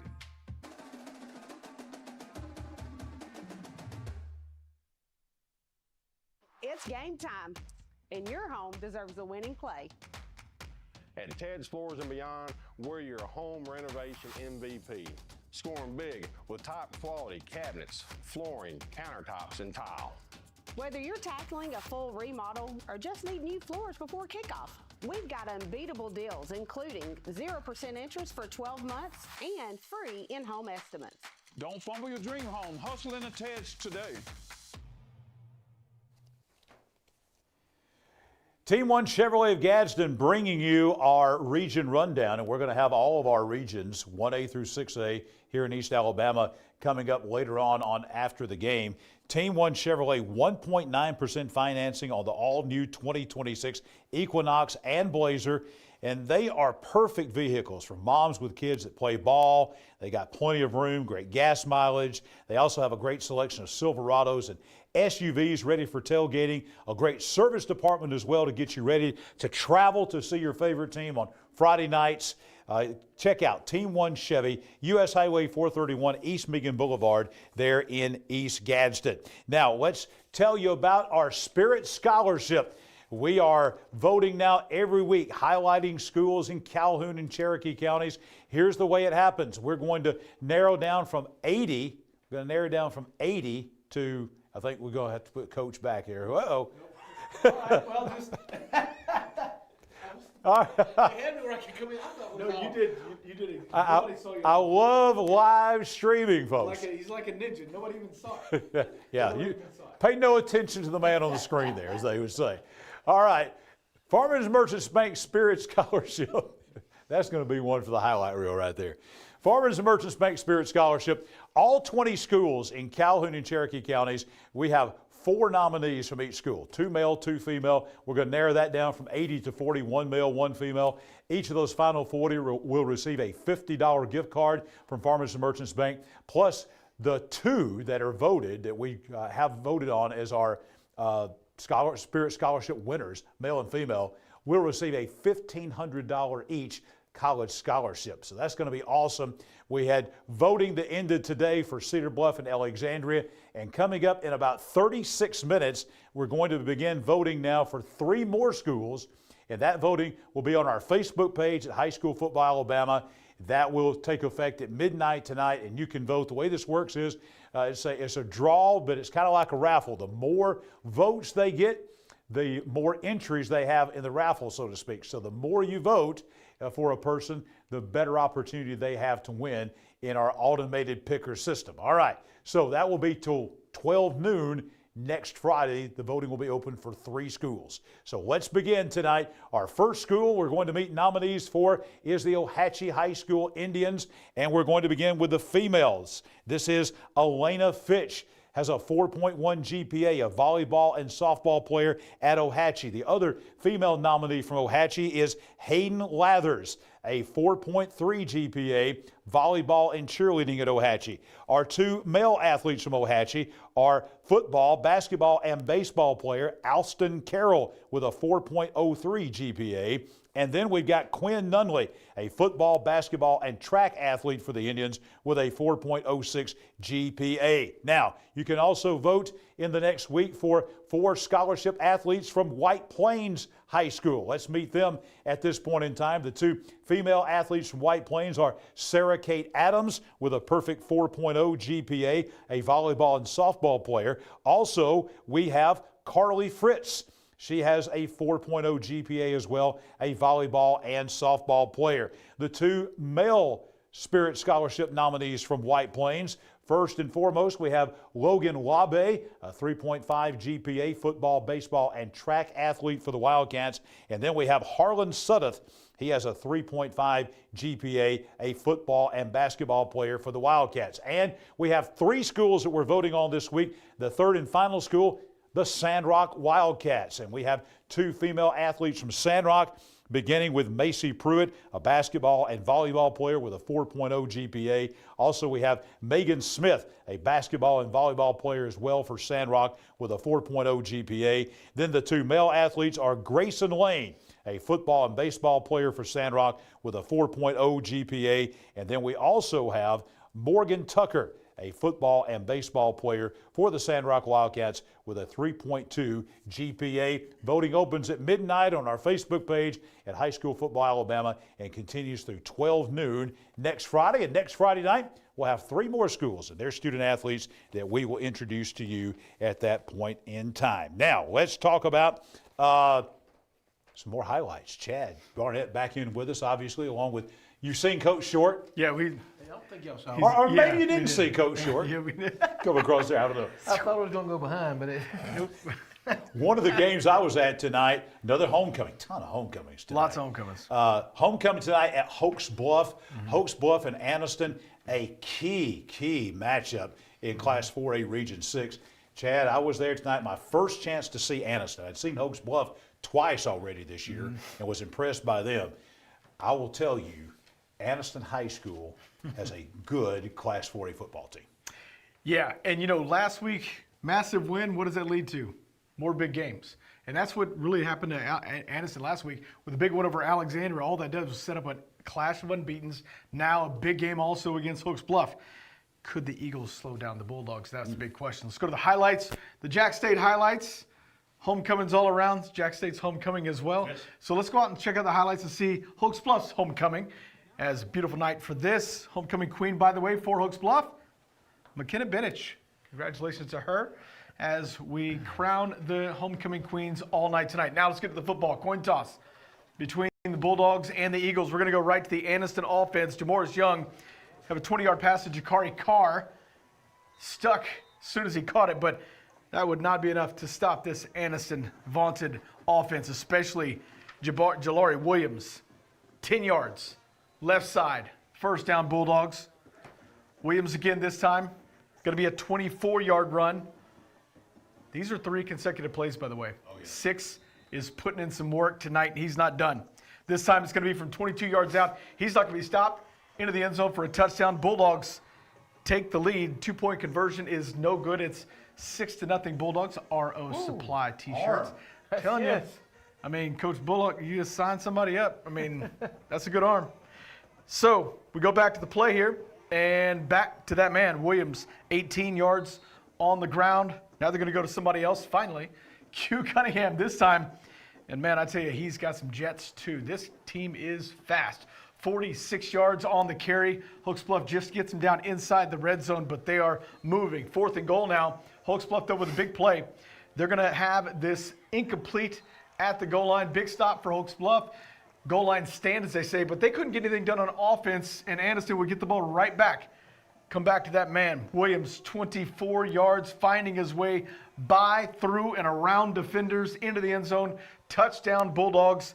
This time they're up 12-0, and they would look good tonight as they were on the road, 24-0.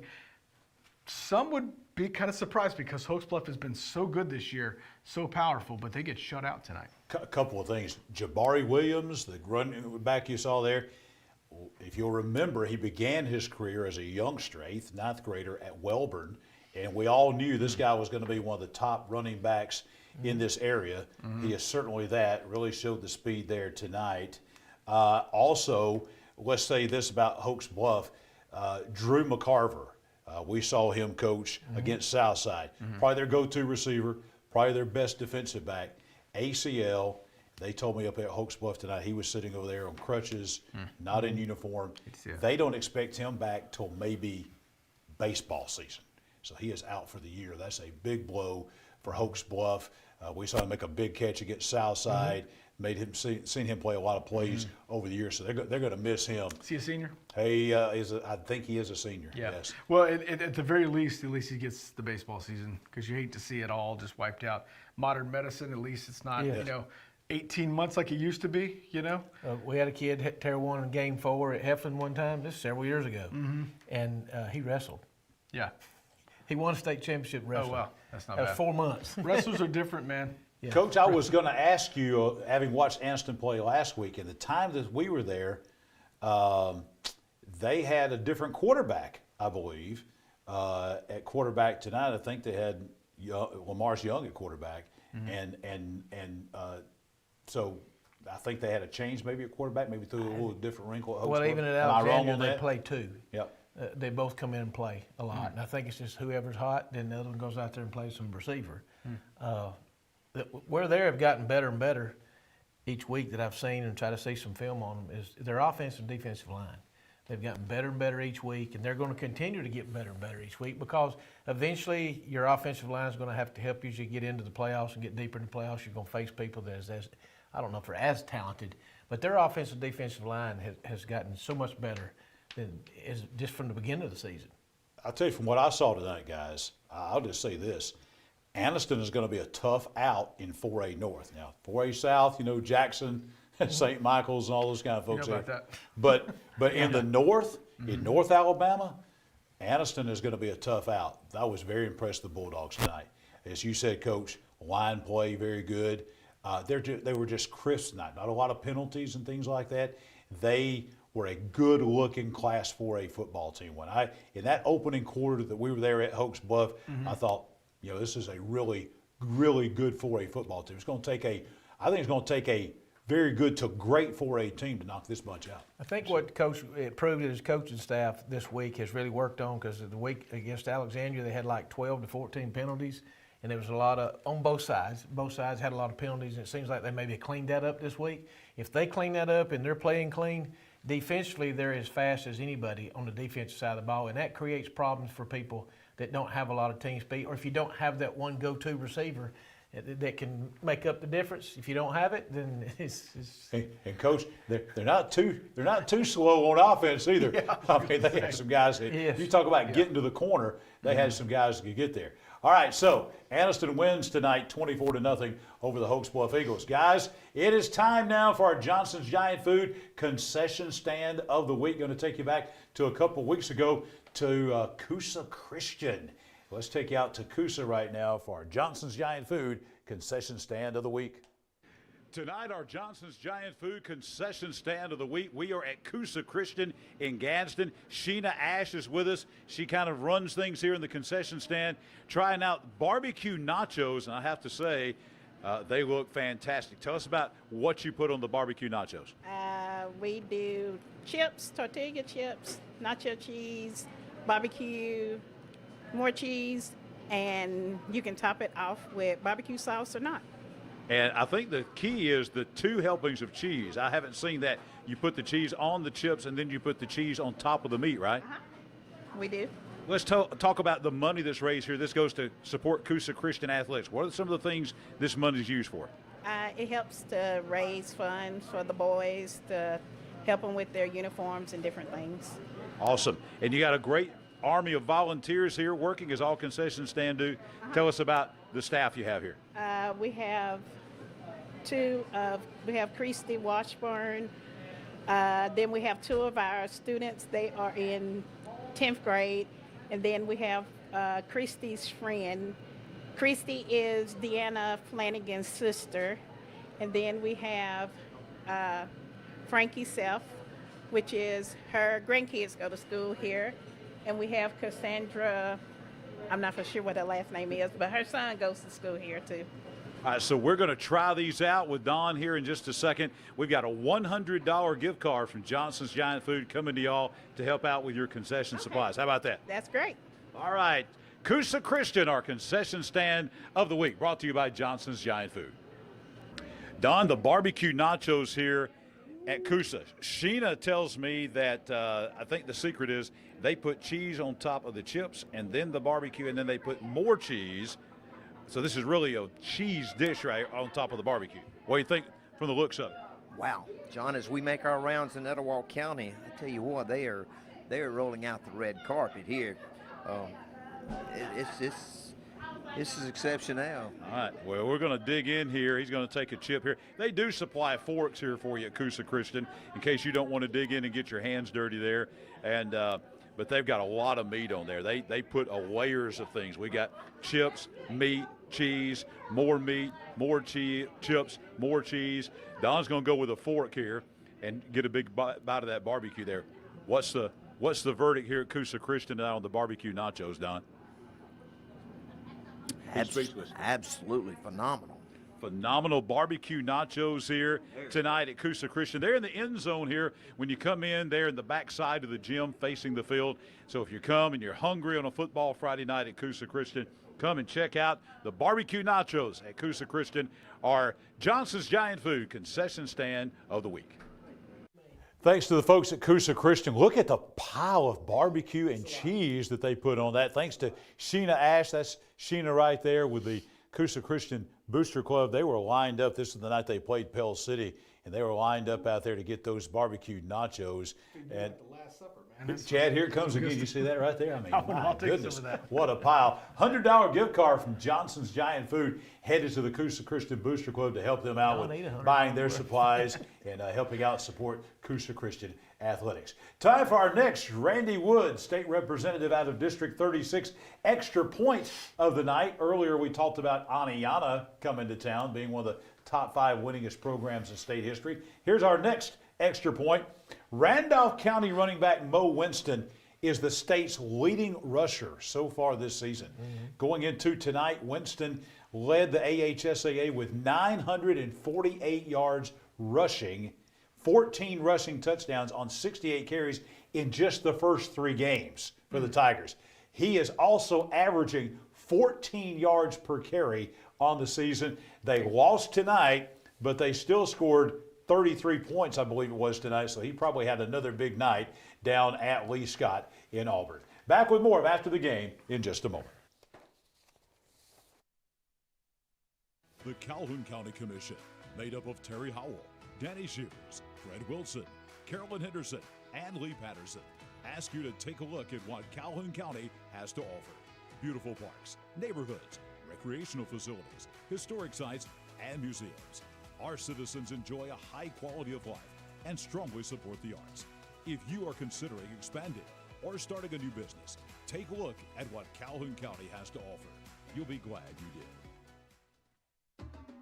At Farmers and Merchants Bank, we're showing off our school spirit with our newly designed vertical Spirit debit cards. Now these are customized with your favorite school's logo, and half of every Spirit card purchased goes toward your school. So show off your colors and support your local school with the F&M Spirit debit card. You can learn more at fnm.bank. Member FDIC.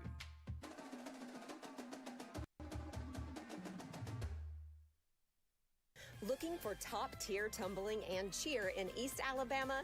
Cheehaw Cheer and Tumble has programs for every age and skill level. We offer small group tumbling, tot and preschool classes, and even custom training for school cheer teams. Planning a party? Let us host it. And our nationally recognized all-star teams train right here at home. Join the Cheehaw family, where confidence takes root and champions are made. Visit cheehawcheerandtumble.com today. At Jacksonville State University, the journey starts with you. It begins with your ambition, your curiosity, your dreams. Here, you forge your own path. You have the power to make a difference, explore new horizons, and turn your passions into your future. At Jack State, we journey forward together. The journey starts with you. Your neighborhood Grub Mart is your one-stop shop for everything you need when you're on the go. Grub Mart features the best prices on Coke and Pepsi products and is the home to the 99-cent bag of ice every day. And Grub Mart is your exclusive home for the popcorn bucket. Purchase yours for only $5.99, then bring it for free refills throughout the year. And save every day with your Grub Mart Super Saver card. When you're on the go, it's good to know Grub Mart has everything you need. Gas, diesel, and delicious Oleo donuts. In business over 78 years, visit your local Grub Mart today. The Coosa Valley, on the banks of the Coosa River in Gadsden, Alabama. Fishing, boating, and paddling, and home to Team One Chevrolet. Team One Chevy has been serving generations for years. Even the grandkids are grown. Come by and see why so many people come back to Team One Chevy in Gadsden. Home of the best people, the best service, period.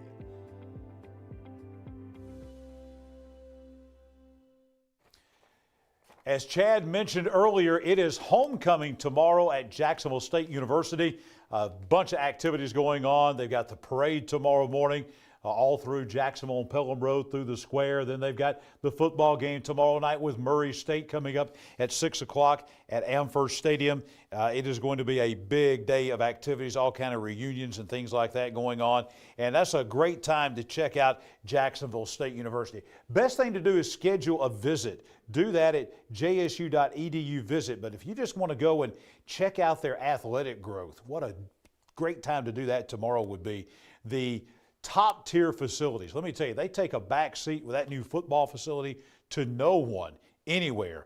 And they're everything. It's not just, it's at the Coliseum, it's at the baseball field, it's at the softball field, it's football, it's every sport, soccer, all of those great facilities there. They're in FBS now, more exposure, more competition, more opportunities for student athletes to shine on a national stage. You want to be a part of the excitement.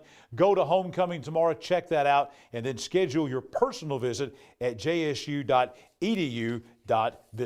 We're back on High School Football Alabama's After the Game, presented by the Calhoun County Commission on this Football Friday night. More highlights, tons of more highlights coming your way.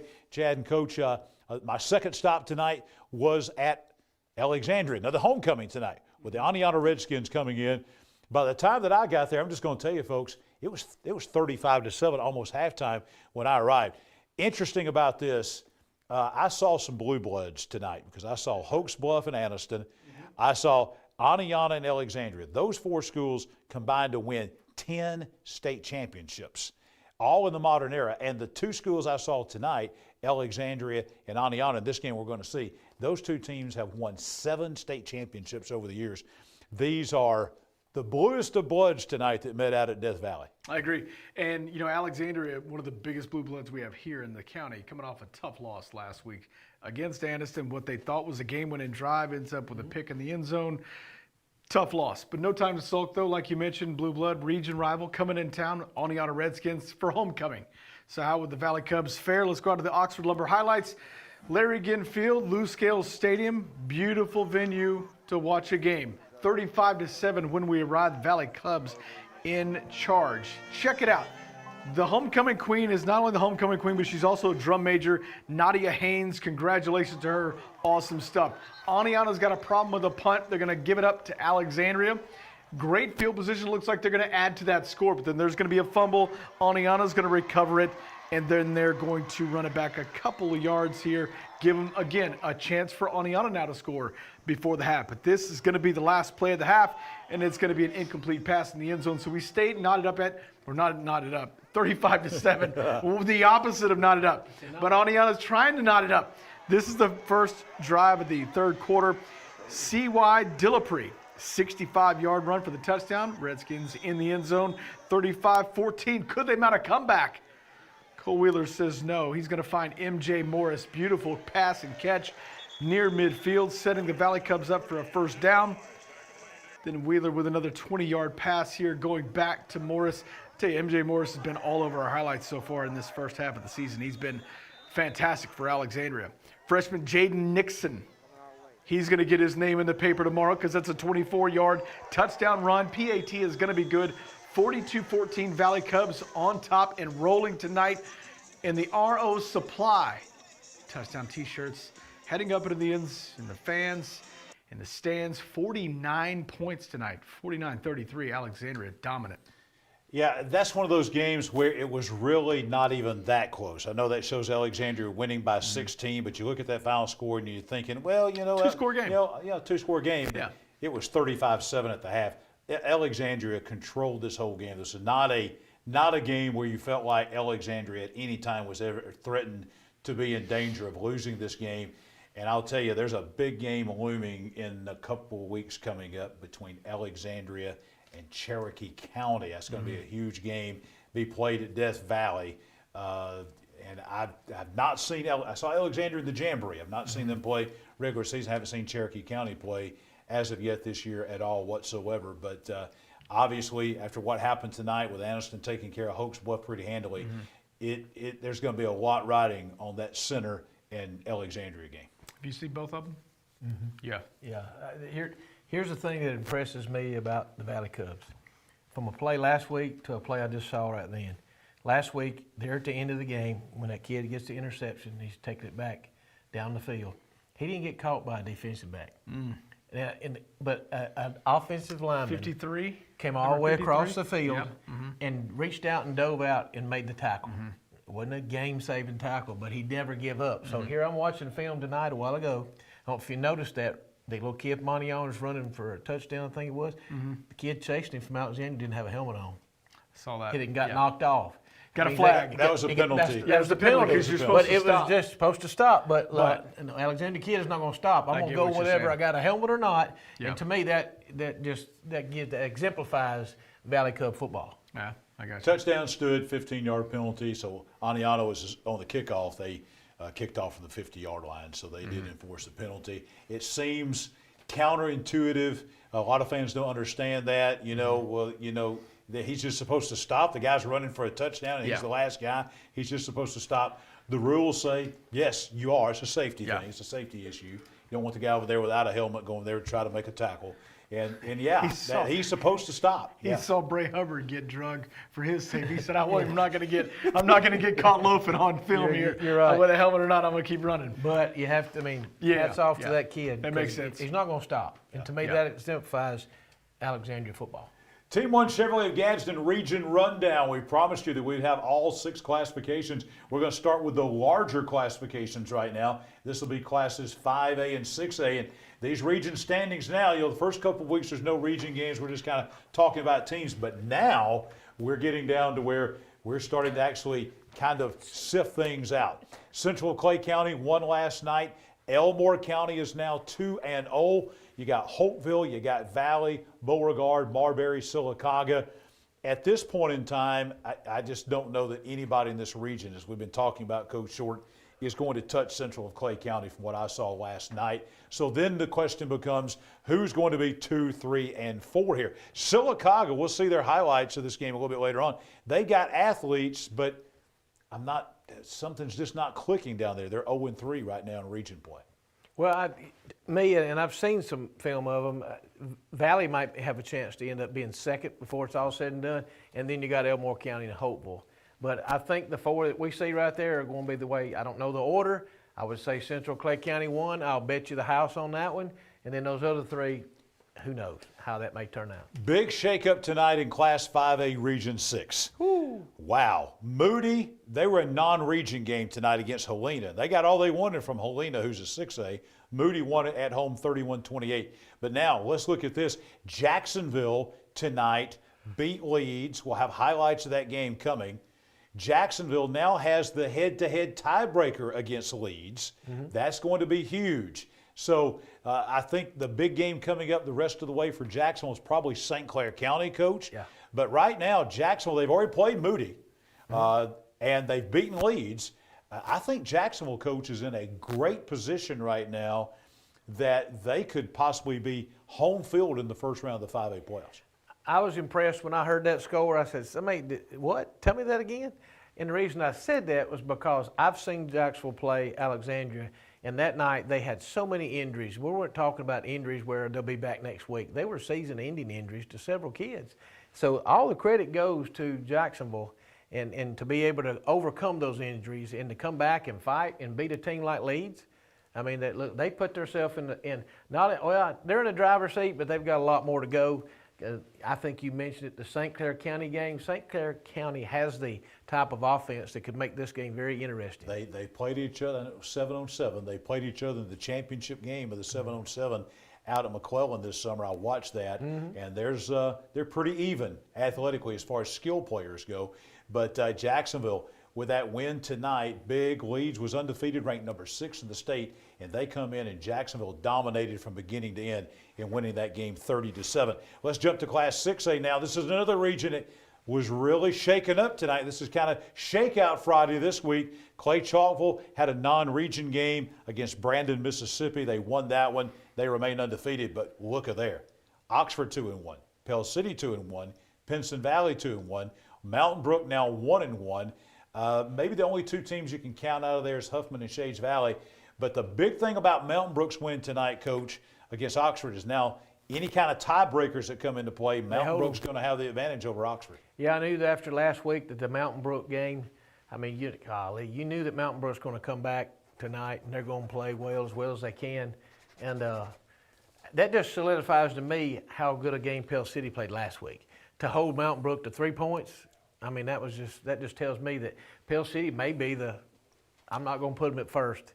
You never know, but I'll tell you, they may have a chance to host. Pell City Oxford game is going to be one of the biggest Pell City Oxford games in a long time down at Pell City here in just a couple of weeks. Because of the implications of that game. Absolutely. Could be home field advantage for sure in the playoffs on the line there. And we could be getting into a tiebreaker. If Oxford goes in and beats Pell City, then you got potentially, you got Mountain Brook lost to Pell City. Pell City would have lost to Oxford. Mountain Brook would have beaten Oxford. So you would have the head-to-head tiebreakers. Then we get into all kind of crazy your non-region stuff then. Yeah, absolutely. Let's go to Class 6A Region 8 now. Gadsden City won tonight on the road. Fort Payne had another impressive win tonight over a good May Jemison team. You got Buckhorn, May Jemison right behind them. Southside had an open date tonight. They did not play. But I've been saying the Gadsden City-Fort Payne game, it seems like that game is always the big game, Coach, in 6A Region 8. And I think it might be a region title game this year. Very well could be. And what you don't want it to do is come down to a kicking game. Because Fort Payne always has a great kicker. Always does. The big difference tonight, Coach, in that game tonight, Fort Payne against May Jemison, Fort Payne had 3 field goals in that game. They were up 16-6. They went on to win that game. And the 3 field goals, 9 of their first 16 points they scored in that game were off of field goals. So Fort Payne's got another great kicker again. We are coming to you tonight on High School Football Alabama's After the Game, presented by the Calhoun County Commission from right here at the Sound Solutions Media Center here at Parker Memorial Baptist Church on Quintard Avenue in Anniston. Pro audio, video, and lighting. Let me tell you about these folks. They have full service audio, video, and lighting for rental, installation, live production, schools, churches, corporate clients, event venues all across Alabama. They'll go anywhere.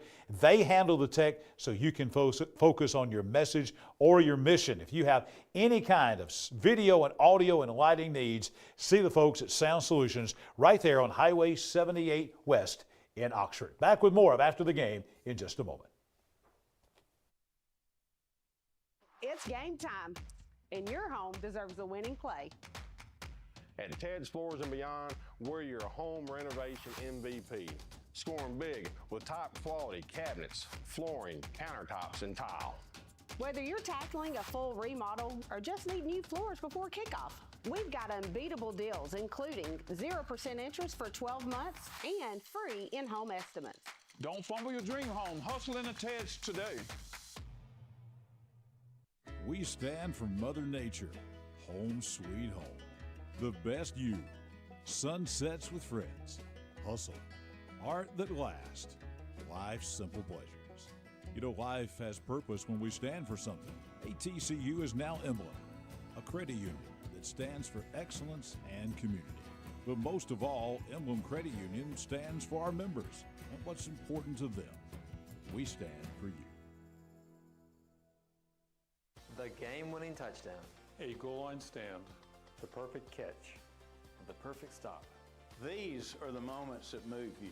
But when a sports injury puts you on the sidelines, it's our job to get you moving again.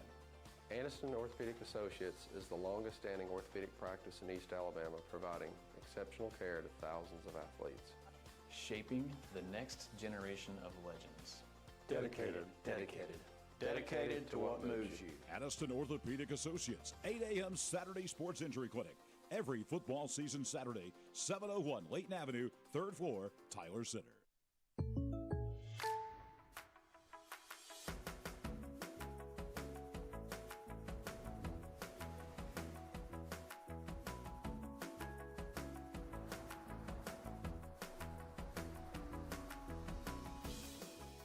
The State Farm Personal Price Plan helps you create an affordable price just for you. Contact local agent Judd Edwards for your personal price plan today. What does it mean to be a community bank? At Noble Bank and Trust, it means you're more than an account number, you're a valued member of our community.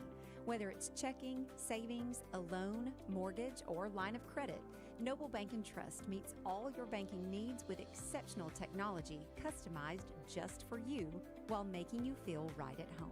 Make the switch to Noble Bank and Trust, and we will make sure you're taken care of from beginning to end. Noble Bank and Trust, member FDIC, equal housing lender.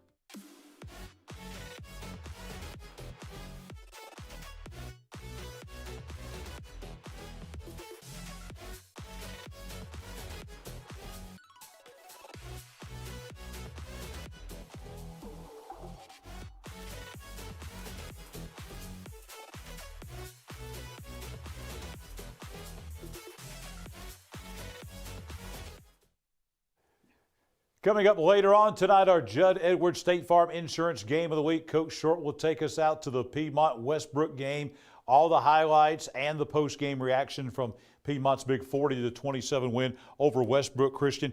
Judd Edwards is here in our community, and he's for our community, delivers great service, real hometown relationships. He protects your family, supports your school. He's been doing that since 2020. InsureWhatCounts.com. Call them over in Heflin at 256-463-2260 today.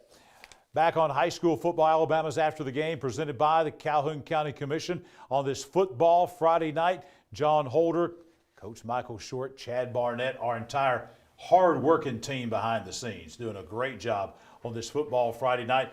We mentioned earlier, just talking about those region standings and our region rundown presented by the folks over at Team 1 Chevrolet of Gadsden.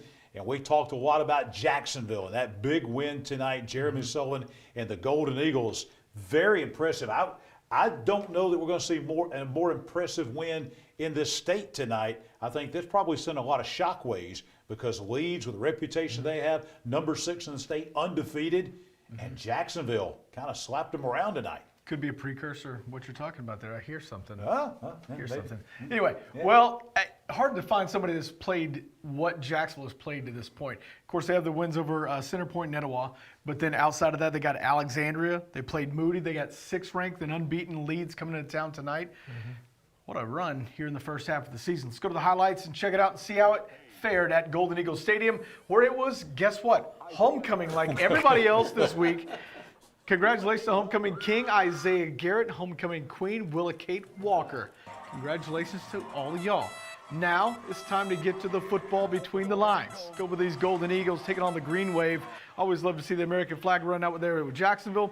They're going to start out with the ball here. Going to be a run by McNeil down inside the 5, and then McNeil's going to take this into the end zone to top the drive off for a touchdown. PAT is going to be good. Score is 7-0 Jacksonville on top early. Touchdown t-shirts provided by RO Supply. Thanks, folks. Touchdown t-shirts hitting into the stands. We're going to go back now to the field and see more offense for Jacksonville. This drive would stall, but it's a nice pickup by Malik Coleman. Drive would stall, though. Leeds would get the ball back. And this is going to be a pass from Sam Lawler to McQuintus Meadows. First down, but Jacksonville's defense would stuff them. Giving the ball back to the offense. Huge stop, because that was deep in their own territory. Coming back, Harmon finding McNeil for 22 yards. And as we were leaving the stadium, there was a 70-yard run as we're walking to the car. We missed that, but we got a couple of shots in there for you. Jacksonville does win tonight. Massive win. Like you said, John, this one's going to be heard around the state. 30-7 tonight. Yeah, a statement win by the Jacksonville Golden Eagles tonight. A lot of folks thought, well, Jacksonville's, they lost everything. They lost their whole coaching staff. They lost a bunch of players. They lost a bunch of talent. They're just rebuilding this thing. And here we are in week 5, halfway through the season. A lot of injuries, as Coach mentioned. Yeah. And hats off to Jacksonville. They go in and, dominated Leeds from beginning to end of this game tonight. One thing I saw was, their quarterback's new too. They've had the same quarterback for 3 years. Yes. And they've got a new quarterback, a left-handed kid. And I think what you're seeing now is the coaching staff is kind of, we need to take that part and just throw it away. That's not good for him, or that's not good for him, and this is good for him. So maybe they're starting to figure out what he can do best, those short screen games and the short passes and stuff. From what I saw watching on the film, that they've done a good job as a coaching staff finding out what he can do good and play into his strengths.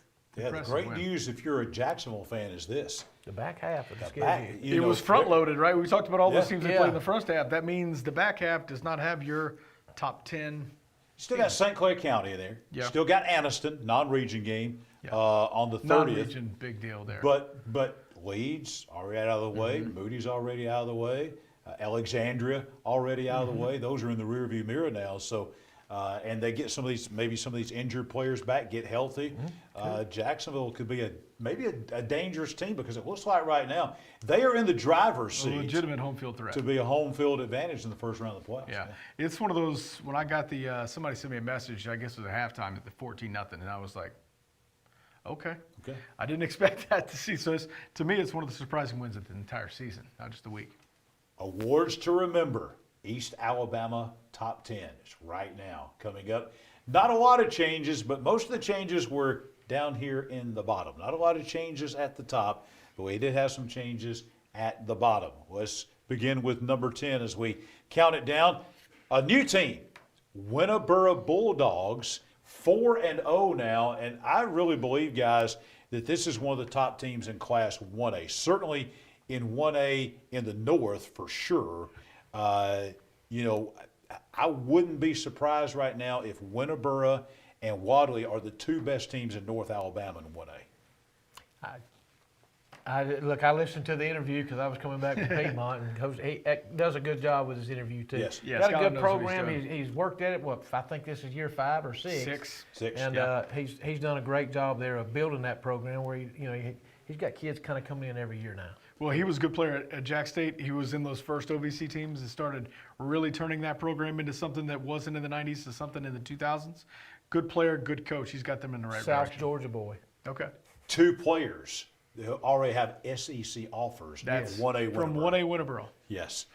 Which, by the way, my mom's side of the family all graduated from Winterboro. They all played ball there in the 70s with Will's boys. I didn't know that. Yeah. So there we go. So little family love here for the Winterboro Bulldogs. And by the way, there's the Winterboros and that other W that we'll probably see over there. Yeah. When they face, there'll be some SEC players. No, we're talking about 1A football. Yeah, that's amazing. You get 1A football and start seeing SEC players, that's big. Number 9. Pleasant Valley bounced back win. very nicely tonight. Great win. Beat a pretty solid Sandrock team tonight, 48-7.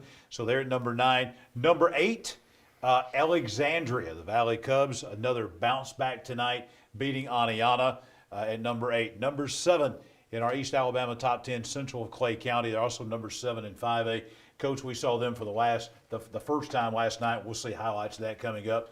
But a very solid Danny Horn football team again. Nothing's changed. Number 6 in our East Alabama top 10, the Anniston Bulldogs. No question about that tonight. Last week the game could have gone either way. Tonight it was just an impressive performance against a very solid Hokes Bluff team on Hokes Bluff's homecoming. Some might think that they need to be on the left side of the screen, but it's close enough for right now. It is for right now. Number 5, Cherokee County. Until somebody in 4A Region 6 beats them, you have to put them there. 3 years in a row they've been to the Super 7. They've represented the North. They have one loss. That's to Piedmont, and they keep winning. So until somebody in 4A Region 6 beats them, we're going to keep them there at number 5. Number 4 in our East Alabama top 10, Moody. Had a tough time tonight with Helena, but Helena's a solid 6A team, and they won again. Again, Moody is continuing to win, and so there they are at number 4. Somebody, I read these comments now, I always say this every week. Somebody said, well, they don't understand what this is about, apparently. They said, well, Moody would beat everybody in this thing. Well, that might be true, but that's not what this is. This is how strong are you within your classification, okay? So Moody has a couple of losses. Now, they may not be to these teams right here, but it's how you are in your classification. Not saying that Moody couldn't beat Wadley. They probably would, but that's not what this is about. So I read your comments. Number 3, Coosa Christian. Just kind of, I think Rush Prope's coach has got it on cruise control over there. They won homecoming tonight by, 46-26 tonight against Susan Moore. So. A very beat up football team and playing people in places they probably hadn't played before. So they're just, like you said, they're trying right now to get healthy, but they got blood coming. That's going to be interesting. You'll see that coming up in one of our extra points about the game next week. Number 2 in our East Alabama top 10, Piedmont Bulldogs. Very impressive. We're going to have the complete highlights and the post-game reaction coming up in our Judd Edwards State Farm Insurance Game of the Week from Piedmont. The Bulldogs tonight, and they beat a good football team in Westbrook Christian tonight, and they remain at number 2. And number 1, Wadley tonight. Wadley, again, a big winner, 63-6 tonight as they beat Victory Christian, and they just continue to roll, and they are number 1. Now, that doesn't mean that Wadley is going to be better than Moody. We're not saying that, but when you're beating opponents 63-6 like they are within their classification, Wadley is a dominant team in Class 1A. Guys, your thoughts on our top 10 here? Just how close 8 and 6 are. 2 points. That game I was there could have went either way. So both of those programs right there. I'm just sitting here thinking, a lot of these people here, good for us too. A lot of these people here may be playing into second and third round, November. Thanksgiving time. Third round playoffs. I can see that, and I was real impressed. I think with Pleasant Valley, the comeback they did. Coach got them refocused. Came back and dominated a surging Sandrock team. Was getting better every week and beat them 4 Yeah, in Cherokee County, last year they lost to Piedmont, and then they come back. So like I said, until somebody beats them, they're still winning games, and they're trying to figure out. They've got new teams. It's different players. They're still trying to search and figure out exactly what their identity is.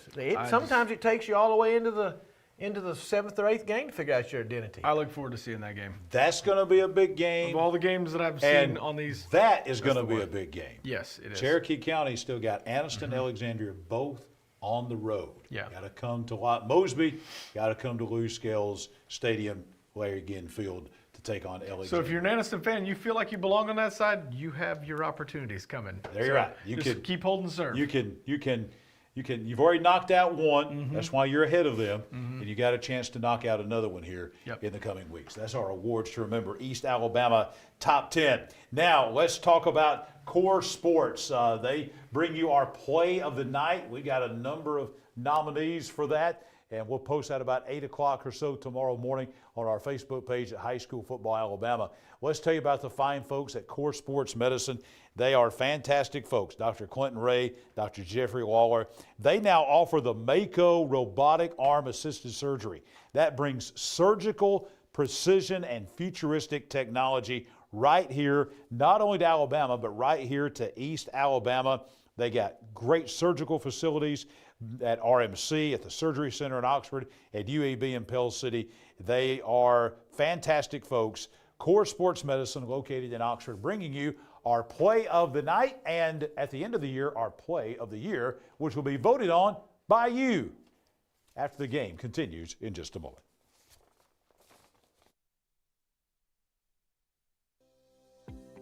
The Coosa Valley, on the banks of the Coosa River in Gadsden, Alabama. Fishing, boating, and paddling, and home to Team One Chevrolet. Team One Chevy has been serving generations for years. Even the grandkids are grown. Come by and see why so many people come back to Team One Chevy in Gadsden. Home of the best people, the best service, period.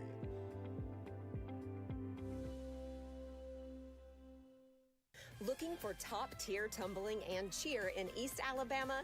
Cheehaw Cheer and Tumble has programs for every age and skill level. We offer small group tumbling, tot and preschool classes, and even custom training for school cheer teams. Planning a party? Let us host it. And our nationally recognized all-star teams train right here at home. Join the Cheehaw family, where confidence takes root and champions are made. Visit cheehawcheerandtumble.com today. What does it mean to be a community bank? At Noble Bank and Trust, it means you're more than an account number, you're a valued member of our community.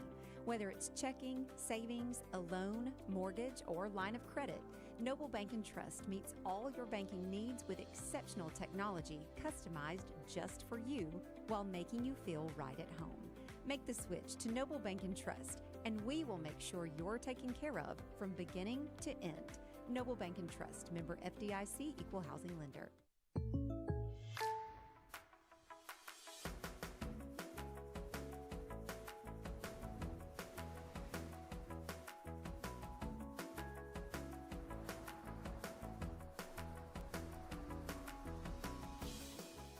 The State Farm Personal Price Plan helps you create an affordable price just for you.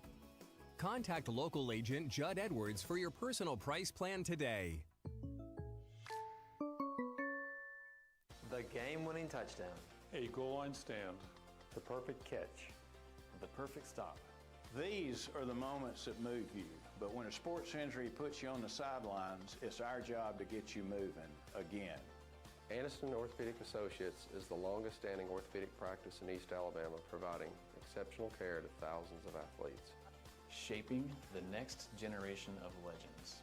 Dedicated to what moves you. Anniston Orthopedic Associates, 8 a.m. Saturday Sports Injury Clinic. Every football season Saturday, 701 Layton Avenue, 3rd floor, Tyler Center.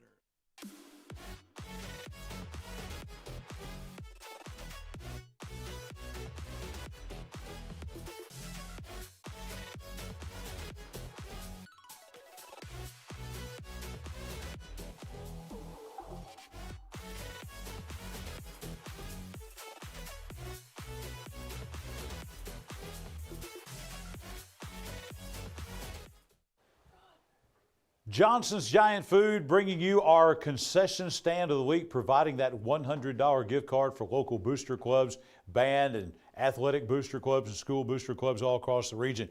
Let me tell you, whether it's Friday night football or college Saturdays, if you're too busy to cook, go to Johnson's Giant Food. Their deli is phenomenal. Chicken fingers, wings, potato wedges. They got the quick grabs, chicken salad, potato salad, pimento cheese, crackers, chips, cookies, drinks, and then you just load up and head on out to the game with your car full of great things from Johnson's Giant Food. They have locations all throughout Etowah and Calhoun County. They're in Attala, downtown Gadsden, East Gadsden. I can tell you that deli in East Gadsden is phenomenal, as they all are. Jacksonville, great food there. Also in Coldwater, and soon to be open on Highway 77 in Southside. So you folks in Southside and Ohatchee and Glencoe and places like that, check out Johnson's Giant Food, bringing you our concession stand of the week. Now let's take you into our Core Sports Medicine Play of the Night from last week, DK Baker. Well, I'll show you. That's not it. All right. Is that a That's not the one from last week. So, nope. Oh, Are you trying to tell me that's the one for this week? I don't know. I don't think we've we decided haven't that that one yet. But anyway, that's. I think they're just teasing us. You've been wanting to do the Sylacauga highlights for a couple breaks now. I don't know. We'll figure that one out and bring you the play of the night from the Anniston Alexandria game last week, and then we'll have tomorrow morning at 8 o'clock. We will. We'll post what this. I think there's a good, to be. solid option from that game we just saw right there. I just looked over the highlights. I saw the nice catch on the sideline. You'll see it here in a second. Beautiful catch. We do have some options. Some good so we'll move right along here to the Ohatchee Weaver game tonight. This was a game out at Bill Bryan Stadium in 3A Region 6 that literally playoff survival. Yeah. We're not talking about. With these two teams maybe winning region titles and home field advantage, we're talking about just surviving to stay alive for the playoffs in that 9-team region. So for that reason, it was an important game tonight. And I think really both these teams kind of coming into this game looking for identities. Like, what are they going to be this year? Not just in the win-loss column, but Ohatchee still looking for that first win. Weaver had a big win last weekend against Sacs, against an outmanned Sac squad. So both these teams coming to this game tonight, trying to find out who wants it more. Let's go to the highlights. Bill Bryan Stadium and see how this one worked out. 13-6 is the score when we arrived. Ohatchee is on top, and Carson Sanders is going to get it to Phoenix Tuilasega, who ran it for 18 yards, and they're going to come back again to the same man, Tuilasega. Again, big catch, nice flip, down for first down for the Indians. Carson Sanders now going to find Alston Carroll. This is going to be a big touchdown here. Puts them up 19-6. They're starting to have a lead that they're not going to give up. 2-point conversion would be good. Score is now 21-6. Weaver would come back, have a couple of big drives here, or at least a big play on this drive. Junior Allen, it's going to be an 8-yard pickup. Allen's going to put it in for the end zone on this one. A 3-yard touchdown run, PAT would be good. Score at this point, 21-13. After the extra point is good.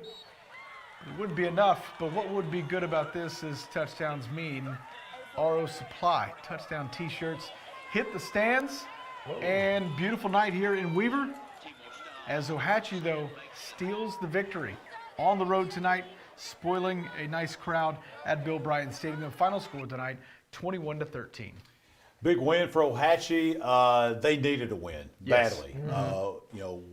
Weaver had a win from last week beating Sacs, but Ohatchee desperately needing a win just to stay alive. And good to see something good happen to Coach Jennings. His team talked about what a struggle it was last week, and Ohatchee climbing and clawing and battling and fighting and winning on the road at Weaver tonight, guys, 21-13. Yeah, that's another proud program, the Ohatchee Indians, and Coach Jennings knows that. He's been a part of it when they were good, and he's going to be a part of it when they're struggling a little bit. But that, like I said, that was a great win for them.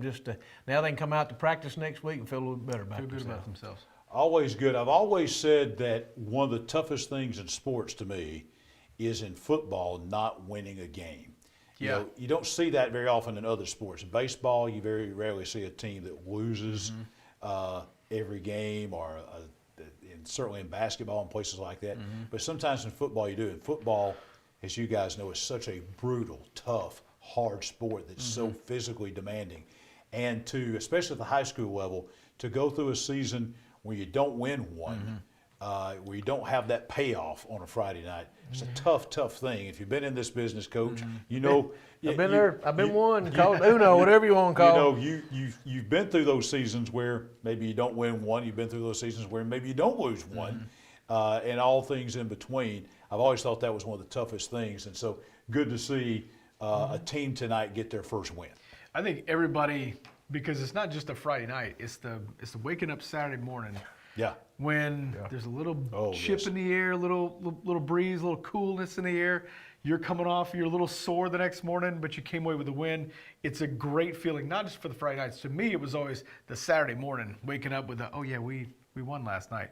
I'm sore because we won, and it feels good outside. Let's go watch some college football. Those are good memories to have. Yeah. So if you go through a full season not to get that, it's tough. Yeah, I've been it's there. A great job. One. First year as a head coach, they called me Deuce. We had 2. That's all we had. But I did know this: we only got beat by more than 7 points 6 times. So I knew we were coming. I had some little Bothos and Bates. I knew they was coming. Yeah. All But right. social media is what makes it today now. Oh, They get it immediately the next day, not Monday when they get back to school and everybody pats them on the back. They hear it probably, they're already hearing it. They hear it from us, they're watching us. Yeah, they can watch us tonight, watch us, see the highlights, see them winning, and us talking good about them, and those kind of things all throughout the weekend. All right, we are going to now go to our Team 1 Chevrolet of Gadsden region rundown again. We're in classes 1A and 2A. We had the large schools, and now we're going to go to the small schools now in our region rundown in classes 1A and in 2A. We will begin in class 1A, Region 6. And there it is. I tell you, Coach Mansfield didn't shy away from it tonight, and rightfully so. They know, I think everybody knows realistically, the showdown that's coming, Coach, is going to be Wadley and Winterboro. That game will be at Wadley this year, 5-0, 4-0. 3-0, 2-0. I don't know that those numbers are going to change, Coach, very much, even though Wadley has a much tougher non-region schedule because they still got Lee Scott and they got Glenwood. Two very, very good 3A teams. I know they're sitting down at the bottom, but Fayetteville's played the two at the top for at least a half or a quarter, played them close. Fayetteville, I've said it before, I think that's probably the most underrated 2A team 1A team in this state. Yeah. Yeah, and Woodland there may end up getting in there in the playoffs. Yeah, watch out I'll be for them proud as for well. that. Let's look at Class 1A Region 8 now, going to the north a little bit further in Region 8. The team that may be surprising everybody is Woodville. Woodville tonight, they had a tough time at Raglan, winning 37-34, but they won. That was a region game. Appalachian was a big winner. I think they won 49-7 at Eider. We're seeing some separation now. Spring Garden beat Valley Head tonight, so even though Valley Head's ahead of Spring Garden there, they're really not. Spring Garden won the head-to-head. They got the head-to-head, and so Spring Garden has got the head-to-head on both Valley Head and Raglan now. But that Woodville Appalachian game is going to be potentially, Coach, the region title game. Very well could be, from what you're looking at there. But, for the number of players that Spring Garden lost that had played for, 2 or 3 years in their program, they got to be proud that where they're sitting right now. They've got an opportunity to get back in the playoffs. Well, and there it is, Spring Garden there at 3, and that may be the way it winds out. It may exactly. The Valley Head Raglan game will be big. That may be the game that winds up being for 4th in that region. Let's jump to Class 2A now. And in Class 2A, as we continue with our Team 1 Chevrolet of Gadsden Region Rundown, Coosa Christian, obviously at the top, they're going to win it. Susan Moore, despite that loss tonight, that was their first loss, and now kind of like Jacksonville, they've got Coosa in the rearview mirror. So Cold Springs was a big winner tonight over Cleveland. That was a huge win there. Look out, Coach, for Southeastern. We saw them in the spring, and that's a pretty good football team in Class 2A that 1-1, still a lot of football to be played. Don't be surprised if Southeastern makes a move in that region. They very well could. And talk about a team that's snake bitten since the spring. They've lost 2 for the year with ACL tears. Let's take a look at Class 2A Region 7 now. And we're starting again to see some separation. Now, I'll tell you, Coach, tonight, I don't know if you probably have not heard this score. Pisgah tonight was blasted by Plainview in a non-region game. Plainview, I think, scored 60 points tonight. They beat Pisgah 4 touchdowns or so tonight. So that was a little bit surprising, but that was a non-region game. In the region, Pisgah and North Sand Mountain are the only 2 teams that are undefeated, and North Sand Mountain won tonight big. They beat Gaston tonight 54-0. It's looking like, Coach, that maybe North Sand Mountain is the team in that one. Very well could be. And the thing about Pleasant Valley is they just got to keep winning the games they need to win and then set them up for an opportunity. And then don't forget about at the bottom down there, that 4th spot, it might be a Cherokee County matchup. Even though Section beat Cedar Bluff tonight. That surprised me a little bit. Section beat Cedar Bluff 19-7. We might wind up possibly with a 3-way tie there with Section, Sandrock, and Cedar Bluff. Don't be surprised there. But right now, North Sand Mountain, they're 5-0. They look like they are the dominant team in that region. When do they play Pleasant Valley? That's going to be later on. I think the game is at, I want to say it's at Higdon, maybe. Okay. I'm not sure. I have to double check on that. Did they not go up on the mountain last year and beat them?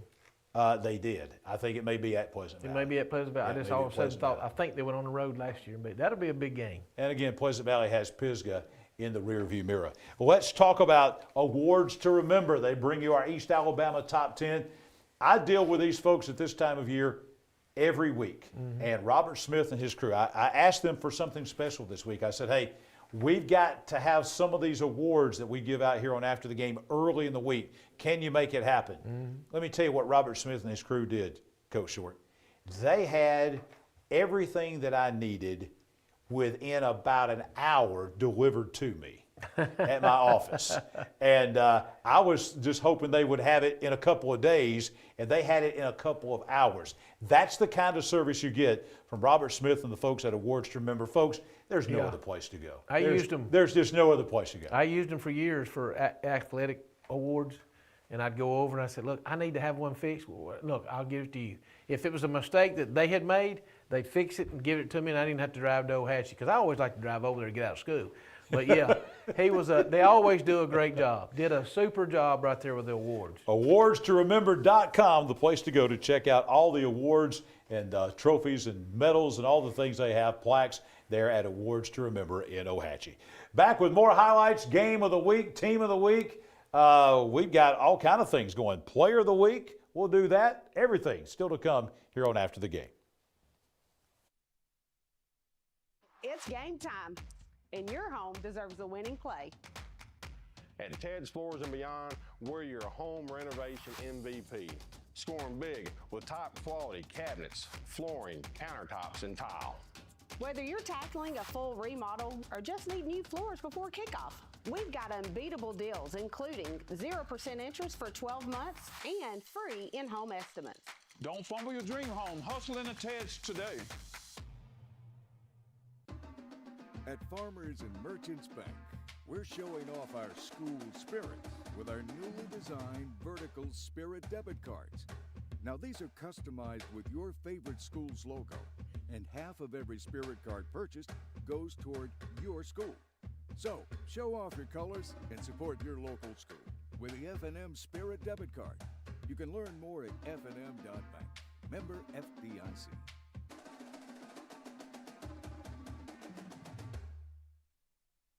Your neighborhood Grub Mart is your one-stop shop for everything you need when you're on the go. Grub Mart features the best prices on Coke and Pepsi products and is the home to the 99-cent bag of ice every day. And Grub Mart is your exclusive home for the popcorn bucket. Purchase yours for only $5.99, then bring it for free refills throughout the year. And save every day with your Grub Mart Super Saver card. When you're on the go, it's good to know Grub Mart has everything you need. Gas, diesel, and delicious Oleo donuts. In business over 78 years, visit your local Grub Mart today. This spring and summer, get it done right with Oxford Lumber, your hometown partner for projects big or small. From refreshing your garden to upgrading your outdoor space, we've got everything you need. Check out our full garden center and gear up on our Stihl showroom, chainsaws, blowers, trimmers, and more. Ready to grill? We've got Big Green Egg, Traeger, and Blackstone to fire up the fun. Since 1985, Oxford Lumber has been built on tradition and focused on you. Visit us today at any of our 5 locations: Oxford, Roanoke, Talladega, Jacksonville, and Lincoln. Oxford Lumber, where you're treated like family. We stand for Mother Nature. Home sweet home. The best you. Sunsets with friends. Hustle. Art that lasts. Life's simple pleasures. You know, life has purpose when we stand for something. ATCU is now Emblem, a credit union that stands for excellence and community. But most of all, Emblem Credit Union stands for our members and what's important to them. We stand for you. The Calhoun County Commission, made up of Terry Howell, Danny Shears, Fred Wilson, Carolyn Henderson, and Lee Patterson, ask you to take a look at what Calhoun County has to offer. Beautiful parks, neighborhoods, recreational facilities, historic sites, and museums. Our citizens enjoy a high quality of life and strongly support the arts. If you are considering expanding or starting a new business, take a look at what Calhoun County has to offer. You'll be glad you did. Always entertaining to see the Red Thread Stay Put preview box here on Friday nights when we go to break. You never know what you're going to see in there. Powered by O-Brand. Tomorrow we mentioned Jacksonville State homecoming. a day full of festivities, including the parade around the square and all those kind of things. Also, on the square in Jacksonville, Red Threads has a storefront there, and they have officially licensed JSU apparel. If you want the best quality, best looking Jacksonville State merchandise of any kind, go buy Red Threads when you go to homecoming at Jack State tomorrow on the square and check them out. They also have local high school team gear as well, and they do custom apparel and they do t-shirts. There are thousands of t-shirts, I think, in my garage, and Red Threads does them all and does a great job with that. Red Threads powered by O'Brien. Now we're going to bring you that play of the night from last week. DK Baker from Anniston High School playing against Alexandria in that big Aniston 20-18 win at Watt Mosby Memorial Stadium. Here it is, Cole Wheeler from Alexandria back trying to throw the game-winning potential touchdown pass, taken away by Baker, and then he flies up the Aniston sideline about 60 yards before he's tackled, but it didn't matter. That clinched the game. That was here in the late stages of the game. There it is one more time in slow motion. Comes right off of the Alexandria receiver into the hands of Baker, and he's off to the races again. Tomorrow morning, right around 8 o'clock in the morning, go to our Facebook page, High School Football Alabama, after the game, and we will post this week's Core Sports Medicine Play of the Night presented by the fine folks at Core Sports Medicine. Let's also tell you about our Player of the Week presented by Farmers and Merchants Bank.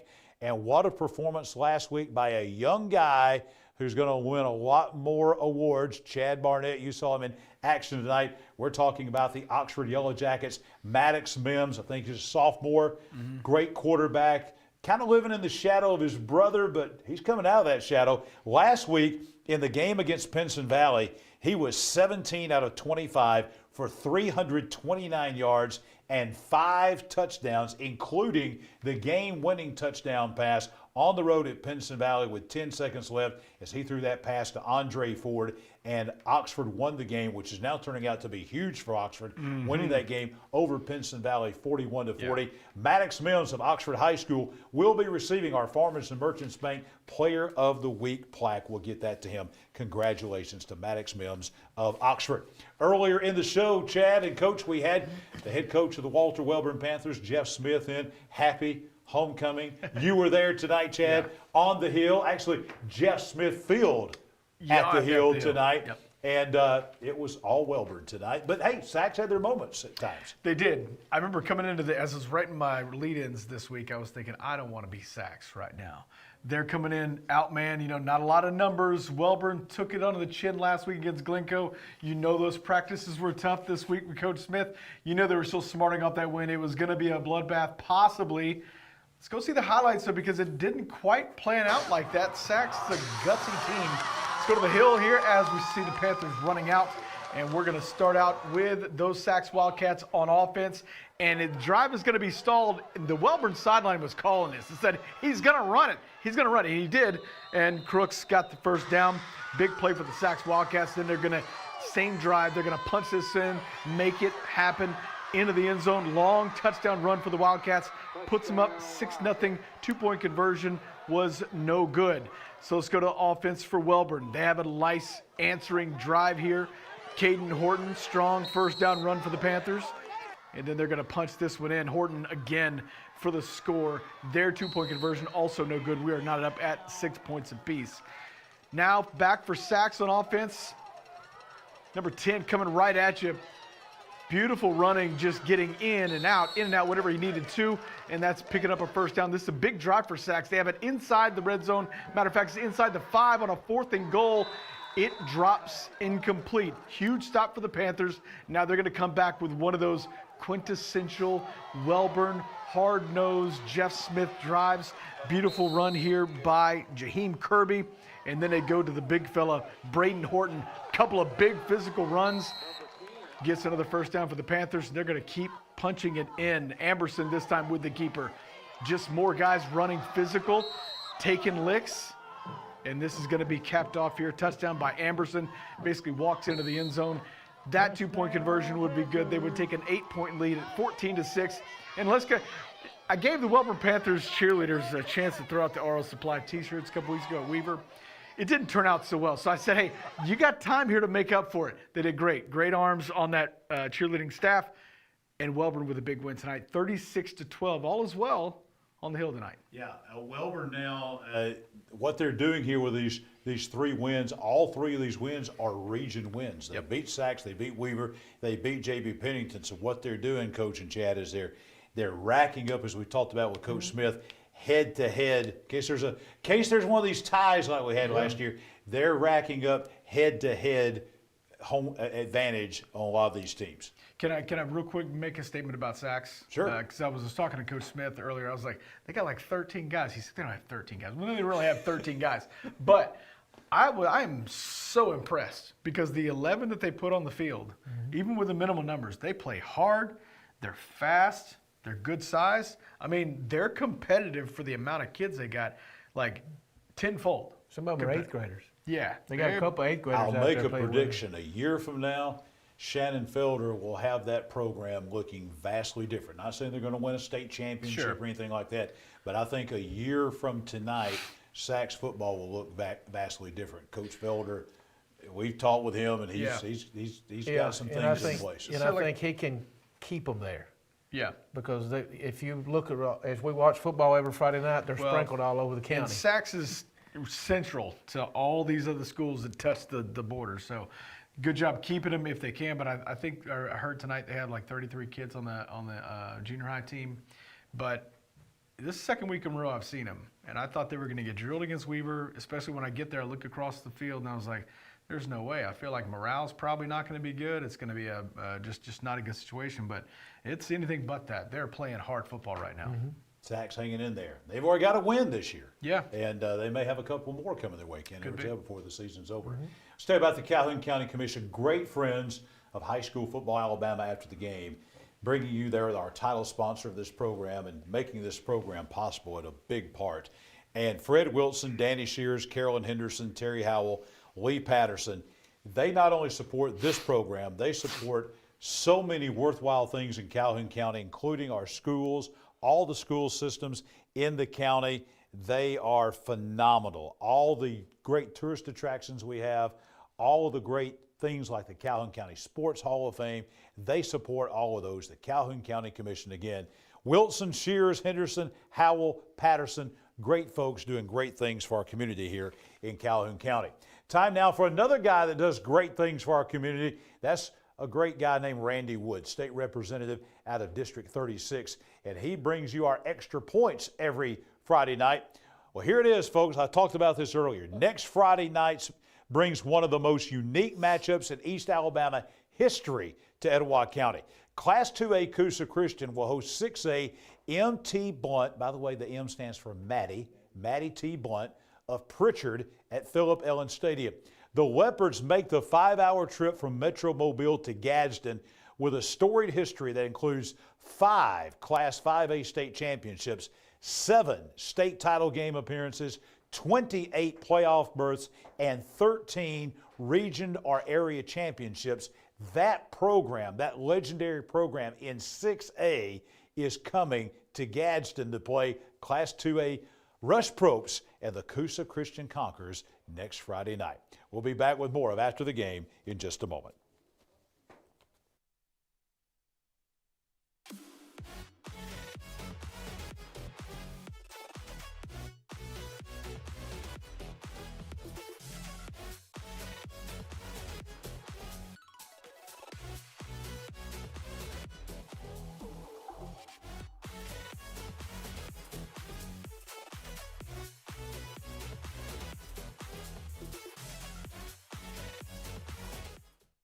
We stand for Mother Nature, home sweet home. The best you, sunsets with friends, hustle, art that lasts, life's simple pleasures. You know, life has purpose when we stand for something. ATCU is now Emblem, a credit union that stands for excellence and community. But most of all, Emblem Credit Union stands for our members and what's important to them. We stand for you.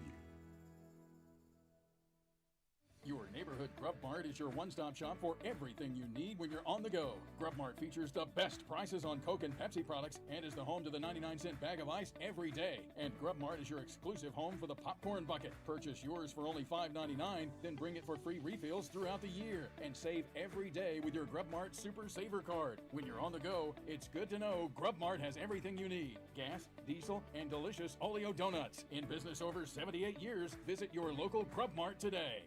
The game-winning touchdown. A goal line stand. The perfect catch. The perfect stop. These are the moments that move you. But when a sports injury puts you on the sidelines, it's our job to get you moving again. Aniston Orthopedic Associates is the longest-standing orthopedic practice in East Alabama, providing exceptional care to thousands of athletes. Shaping the next generation of legends. Dedicated.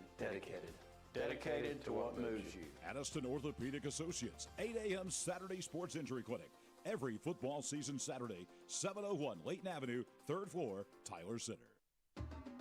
At Farmers and Merchants Bank, we're showing off our school spirit with our newly designed vertical Spirit debit cards. Now these are customized with your favorite school's logo, and half of every Spirit card purchased goes toward your school. So, show off your colors and support your local school with the F&M Spirit debit card. You can learn more at fnm.bank. Member FDIC.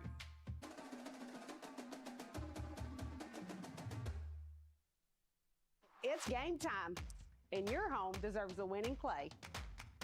At Ted's Floors and Beyond, we're your home renovation MVP.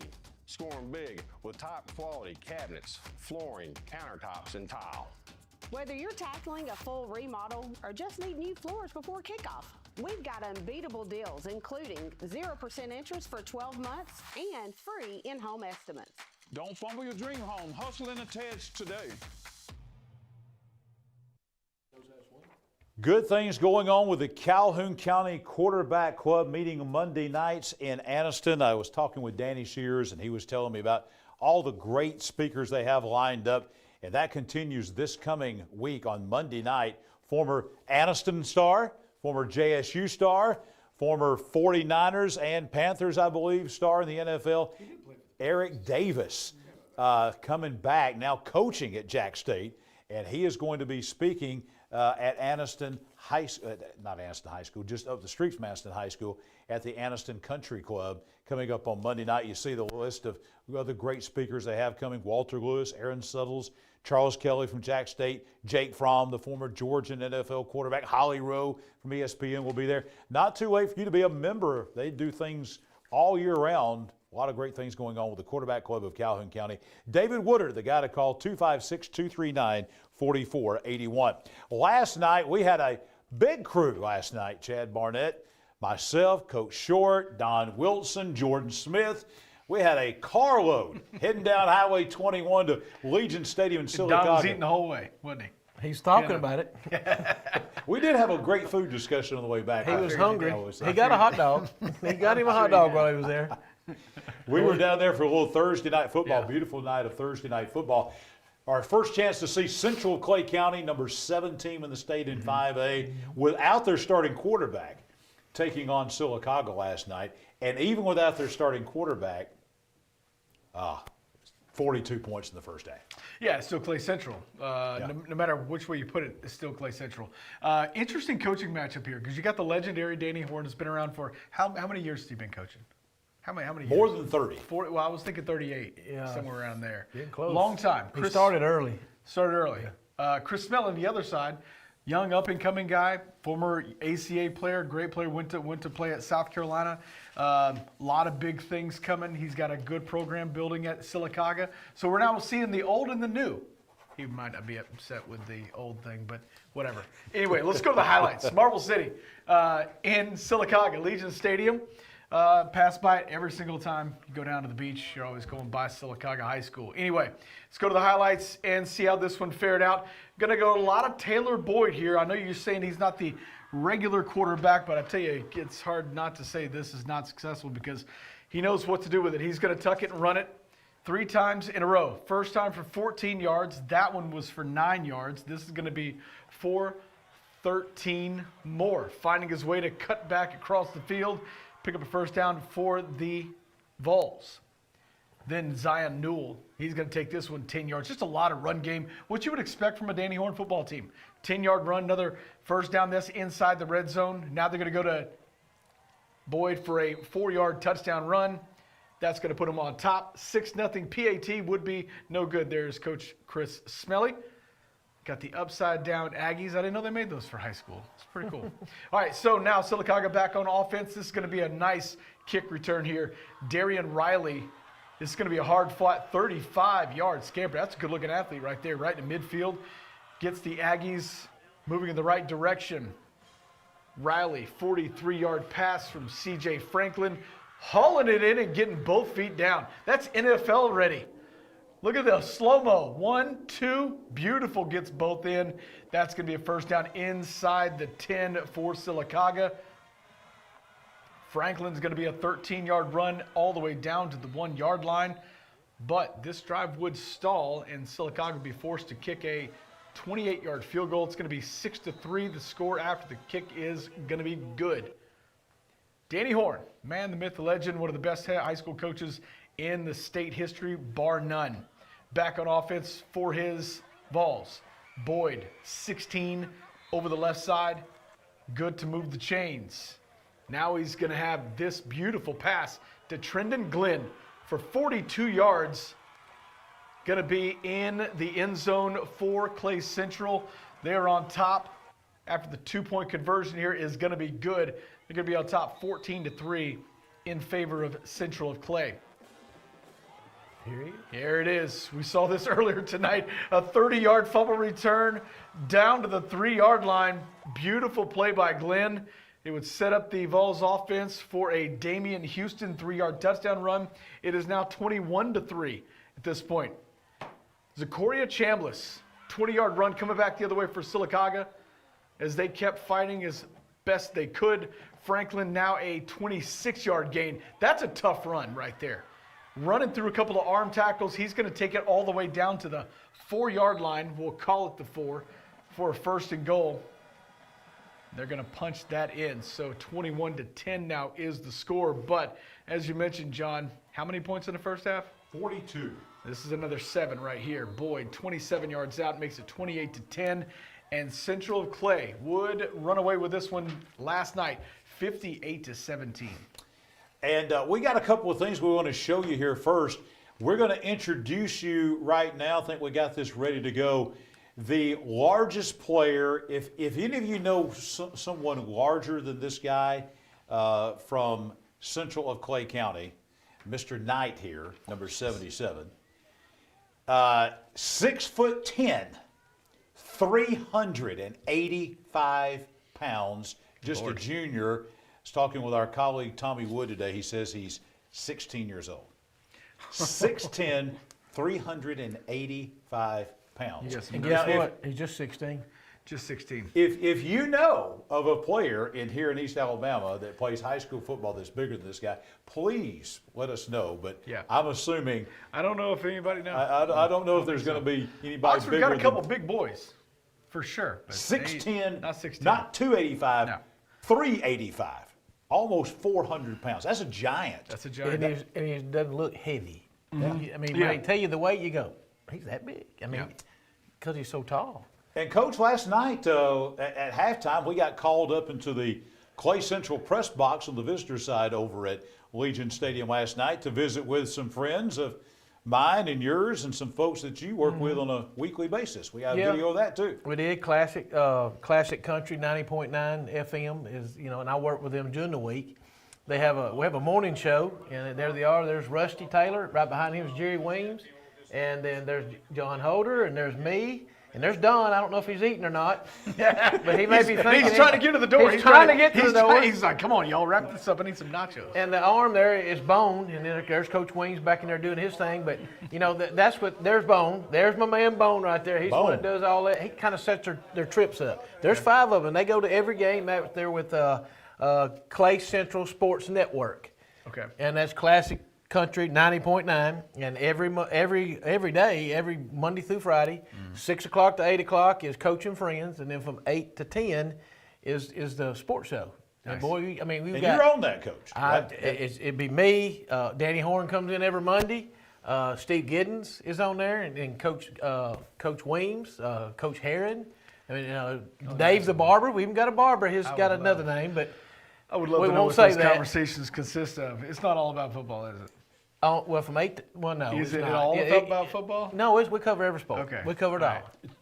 Chad, I was a guest on there. Okay. Went down there a few weeks ago. What was this temperature like? What was this about? And they asked, the question of the day was from Coach Herron was, do you clip your toenails or your fingernails first? That's what I was getting at. Toenails or fingernails first? I said it's not about football. He said, no, we talk about all the sports. That's kind of what I was thinking was. Yeah, we have fun. Okay. We do. That's what I figured. Never had thought about that question before, whether you cut your toenails first or your fingernails first, but that was the question I got asked. I don't think I do them at the same time. Yeah.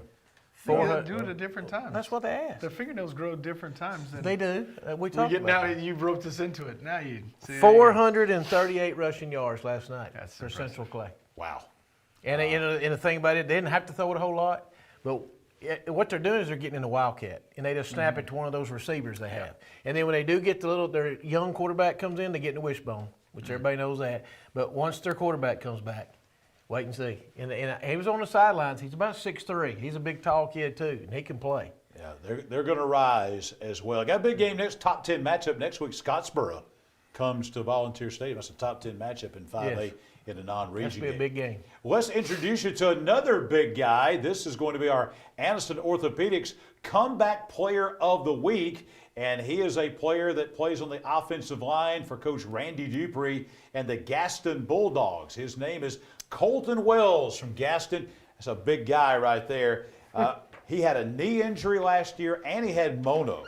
And he did not return he couldn't play until the 9th week of the season last year. But he battled through all that, battled through the knee injury, battled through mono, and was able to come back, play week 9, and now he's back this season playing and starting for Coach Dupree out at Gaston. Colton Wells of the Gaston Bulldogs, our Anniston Orthopedics Comeback Player of the Week. Let's tell you about Ted's Floors and Beyond. They present to us our Team of the Week. We've got that announcement coming up next, as a matter of fact. Out with the Ted's folks out at Glencoe on Wednesday. Had a great time out there with those folks presenting our Team of the Week to the Glencoe Yellow Jackets. Let me tell you about Ted's. It's not just floors. It's carpet and hardwoods, yes, but they now offer complete cabinets. They offer complete redos of kitchens and bathrooms and all of that. They have all of that. Their showroom is phenomenal right there on US Highway 431 in Saks, just as the Eastern Bypass begins. Go by and see them. Great folks at Ted's Floors and Beyond. We still have the game of the week, all of the highlights and post-game reaction from Piedmont and Westbrook Christian, and we've got Team of the Week, and we've got more regions still to come as we wrap things up on this Football Friday night. The Calhoun County Commission, made up of Terry Howell, Danny Shears, Fred Wilson, Carolyn Henderson, and Lee Patterson, ask you to take a look at what Calhoun County has to offer. Beautiful parks, neighborhoods, recreational facilities, historic sites, and museums. Our citizens enjoy a high quality of life and strongly support the arts. If you are considering expanding or starting a new business, take a look at what Calhoun County has to offer. You'll be glad you did. What does it mean to be a community bank? At Noble Bank and Trust, it means you're more than an account number, you're a valued member of our community. Whether it's checking, savings, a loan, mortgage, or line of credit, Noble Bank and Trust meets all your banking needs with exceptional technology customized just for you while making you feel right at home. Make the switch to Noble Bank and Trust, and we will make sure you're taken care of from beginning to end. Noble Bank and Trust, member FDIC, equal housing lender.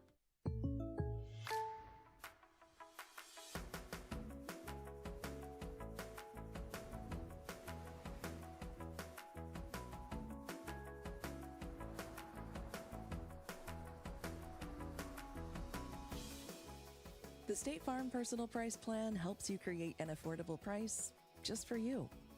Contact local agent Judd Edwards for your personal price plan today. Looking for top-tier tumbling and cheer in East Alabama? Cheehaw Cheer and Tumble has programs for every age and skill level. We offer small group tumbling, tot and preschool classes, and even custom training for school cheer teams. Planning a party? Let us host it. And our nationally recognized all-star teams train right here at home. Join the Cheehaw family, where confidence takes root and champions are made. Visit CheehawCheerandTumble.com today. At Farmers and Merchants Bank, we're showing off our school spirit with our newly designed vertical Spirit debit cards. Now these are customized with your favorite school's logo, and half of every Spirit card purchased goes toward your school. So, show off your colors and support your local school with the F&M Spirit debit card. You can learn more at fnm.bank. Member FDIC.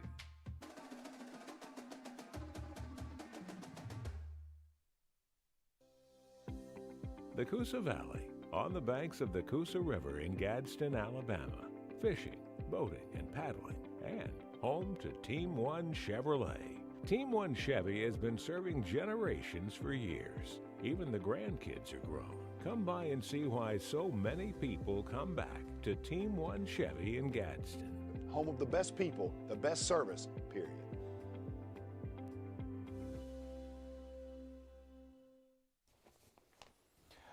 Noble Bank and Trust bringing you our post-game presser here on Football Friday nights at the Sound Solutions Media Center here at Parker Memorial Baptist Church on Quintard Avenue in Anniston. Tonight we had not only the entire Winterboro football team, but of course we had Coach Skylar Mansfield with us, and also we had Wellborn head coach Jeff Smith with us tonight. The folks at Noble Bank and Trust, they've got coming up the next week, September 26th, they are going to be at the Summit in Birmingham with their customer appreciation event in honor of 20 years of Noble Bank and Trust. October 10th, that'll be in Anniston. November 21st in Alexandria. And don't forget, just about a month away from the Martha Vandervoort Memorial Golf Classic put on by the Noble Bank Foundation. 10th anniversary of that event. That'll be held right here in Anniston, October 16th and 17th. Back on After the Game, presented by the Calhoun County Commission. John, Chad, Coach Short. And now it's time for our Judd Edwards State Farm Insurance Game of the Week, 3A Region 6. All kind of implications in this. I really think at the end of the year, this is going to wind up being two of the best teams in 3A in North Alabama, talking about Piedmont and Westbrook tonight. Coach Short was there. We've got the highlights. Westbrook has definitely taken some strides here. You know, when Steve Smith took over this program just a few years ago, the expectations were sky high. The man that led Cedar Bluff and Piedmont to 16 region titles and 5 state championships was supposed to bring this program to that same level. They have closed the gap. They are making a big step tonight on the road against his former squad, the Piedmont Bulldogs. Let's go out to the Judd Edwards State Farm Game of the Week out at Field of Champions to see this one play out. And there you see Coach Smith along with the bad guys tonight. His former 2015 state championship team, a lot of big faces, big names there, as they were a former state championship team with the Piedmont Bulldogs there to honor them on the 10-year anniversary. Let's get to the highlights as we see the Bulldogs and Warriors go at it. Piedmont would start off with a block punt for a touchdown, putting them up on top 8-0. But this is Westbrook starting on offense to try and tie this thing back up. Brody Blevins to Maximus Jones for a big gain. And then Blevins, he's going to take this on a QB keeper. Was looking downfield, he chose to take it himself. That's going to be one that moves the chains. Now a handoff to Brody Wood for a 25-yard touchdown. And they have answered quickly against the Piedmont Bulldogs. 2-point conversion here would be good. They are all tied up at 8 apiece on the road. Could they keep it up? Here now the Piedmont huddle trying to make sure they maintain the victory at their home stadium. Piedmont punting back to Westbrook after their drive would stall, but this is a big play in the game. The punt is dropped. Piedmont recovers. Huge play setting the Bulldogs up in plus territory. Who are you going to go to when you have the ball in plus territory? I don't know. Maybe Raleigh Pinto. Shot to the end zone, gets his feet down. Beautiful catch. Great answer for Piedmont. This 2-point conversion, they go back to the same man again. Pinto, 16-8 is the score. Steve Smith hoping his squad can hang in there. But it's a lot of Raleigh Pinto. Hand it off to the big fella. Jack State commit, right? Yes, absolutely. 80 yards for the touchdown. He'll be celebrating homecoming possibly as a recruit there maybe tomorrow. Who knows? He's running still. Touchdown. Bulldogs on top now, 24-8. Blevins, though, they're coming back. Hand off to Brody Johnson, 20-yard gain. Blevins again, this time to Bo Kilgo. Seen this connection a few times this year for 35 yards. Hard charging yards at the end of that play as well. Blevins, this time he's going to take the QB keeper, and he's going to go 25 yards to the house. They were not afraid tonight. 24-14 is the score after the extra point was no good. Austin now handing off to Jackson Howard for 15 yards. It's now 32-14 Piedmont. But Blevins to Johnson again, this time for a big gain. And I mean a big gain. All the way now on plus side of the territory. Easton Skaggs going to have a run for 15 yards, putting it in the end zone again. We're still within 11-point games. 2 scores, 32-21. Steve Smith hoping his team can keep going. Westbrook tries, though, this time a backwards pass. This would essentially be the nail in the coffin because the backwards pass is a lateral. That's a fumble. Picked up by Piedmont in the end zone. Huge touchdown for the Bulldogs. Westbrook would continue to fight. They'd keep it interesting. They'd punch this one in, but Piedmont with a run here gets them a first down. This will lead to the best play in football, which is the victory formation. Piedmont hangs on. Here at the Field of Champions in Piedmont, Alabama, with the victorious Jonathan Miller, Coach Miller. Coach, tell us who we have with us here tonight. We got Raleigh Pinto to my right and Cole Austin to my left. Coach, you couldn't have started. I mean, the game started, and I felt like you got both sides trying to work out the nerves. It real tight, such a big ball game. But, man, what a turn. You know, everybody talked all week about the advantage kicking game for Westbrook, but it looks like tonight you kind of turned it to your advantage. Well, the big thing is we wanted to be good with 2-point conversions because that kind of takes him out of the game in that aspect of it. So, you know, I think we were 5 for 5, so that was pretty good on our part execution-wise because we thought about that a lot over these 2 weeks. So it turned out to be big for us. How big was it to have the off week before a game like this?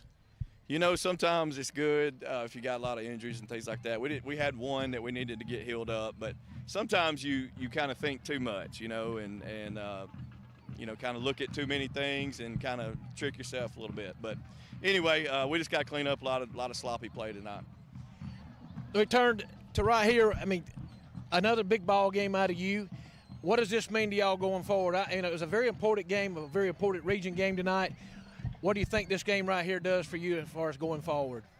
It was big time, especially our left guard went down there, and early on in the game, we had a guy come in right behind him, step up, which was big. Just filled in like he was still in there, and that was big on his part. And I just feel like moving on, this helped us big time get more confidence. Raleigh, as always, you come up with the plays there. I kind of felt like early in the game, you're just kind of going with the flow.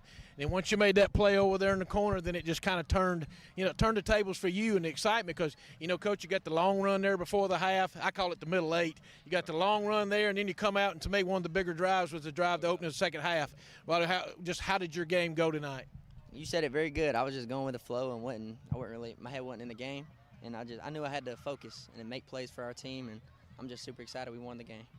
Well, Coach, it's another big victory. I know you're just going to keep grinding. It's just the next one. How do you get your team prepared after a big game tonight for the next week? We got a lot to clean up. I mean, that's, you know, number one thing is penalties. You can't win big ball games committing as many penalties as we did tonight. So that's a big thing that we can learn from tonight.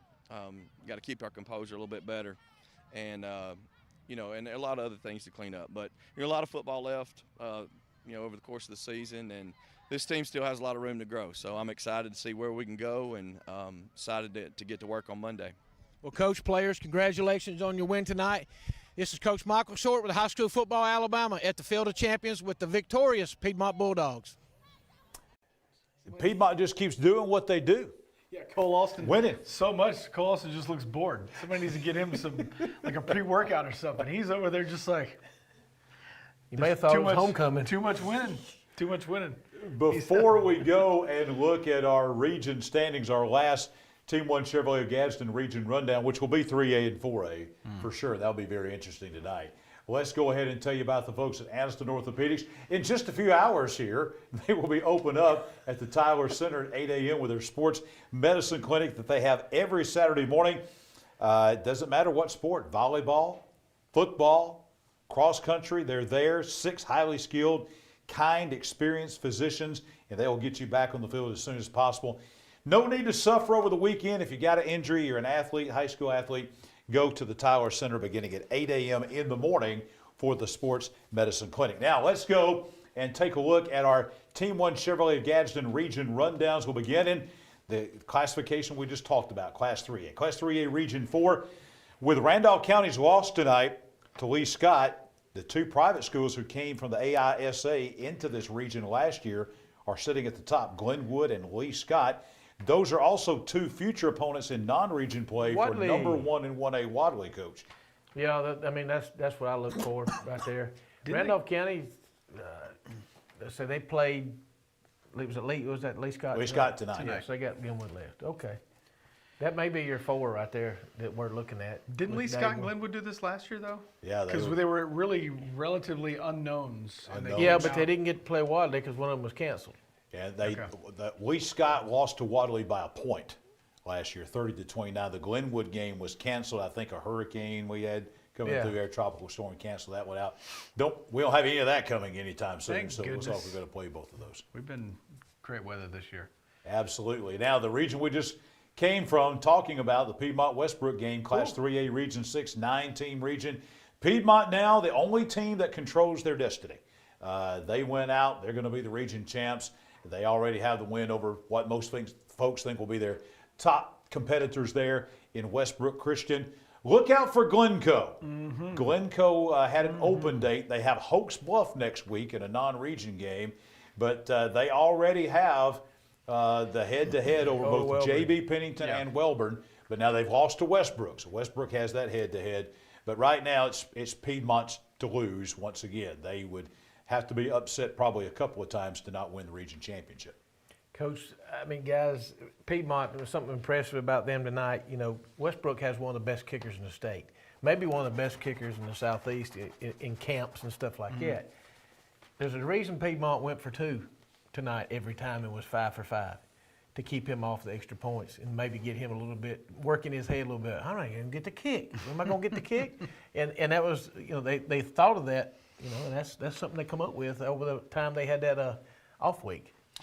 I tell you, the only thing I have to say about this one is Glencoe. The only time I saw them, and maybe I just caught them on the lightning in the bottle night, but man, they sure looked good last week against Wellborn, and they got some players over there. Be a dynamic game next week between Glencoe and the Hokes Bluff Eagles. Now let's go to Class 4A now. Class 4A Region 3, Bullock County.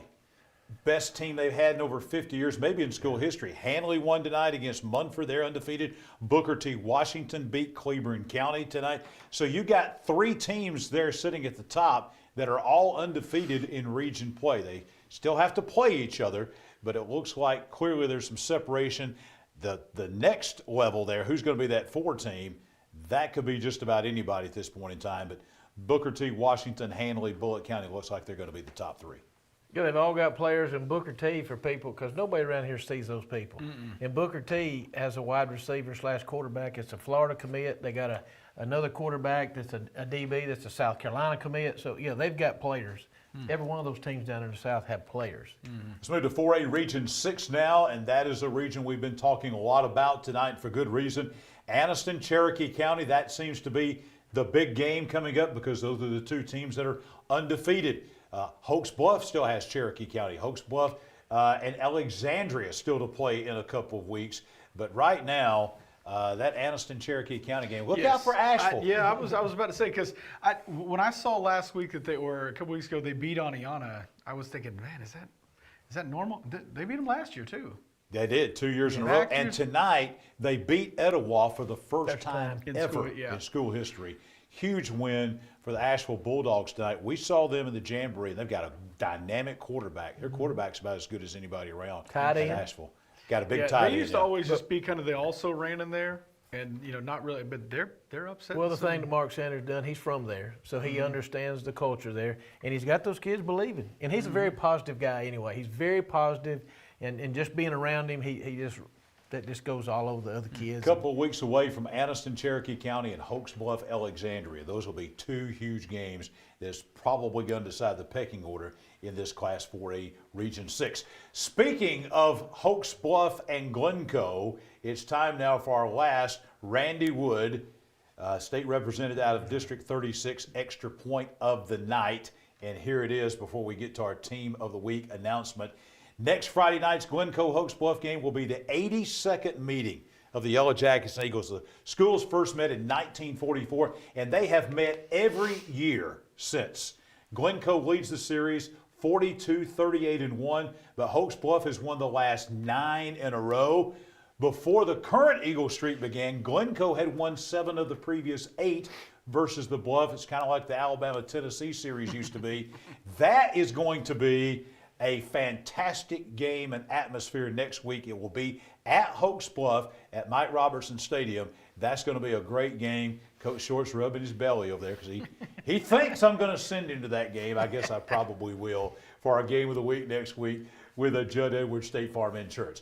Now, as we close things out on this football Friday night / Saturday morning, it is time for our Ted's Floors and Beyond Team of the Week announcement. This team, folks had given them up for dead before the season even started, and they have battled and they have clawed, and tonight they had one of the most impressive victories by any 5A team in Alabama thus far this year because they had the number 6 team in the state coming into their stadium for homecoming, and they dominated tonight. Congratulations to Coach Jeremy Sullivan and the Jacksonville Golden Eagles. This week's Ted's Floors and Beyond Team of the Week. We've got the Ted's T-shirts, we've got the Aniston Orthopedic Score shirts, and we've got the Awards to Remember Tough Guy Trophy, all headed to Jayville for the Jacksonville Golden Eagles. For Coach Michael Short, for Chad Barnett, our entire hardworking after the game team, we'll see you back here next Friday night at 10 o'clock.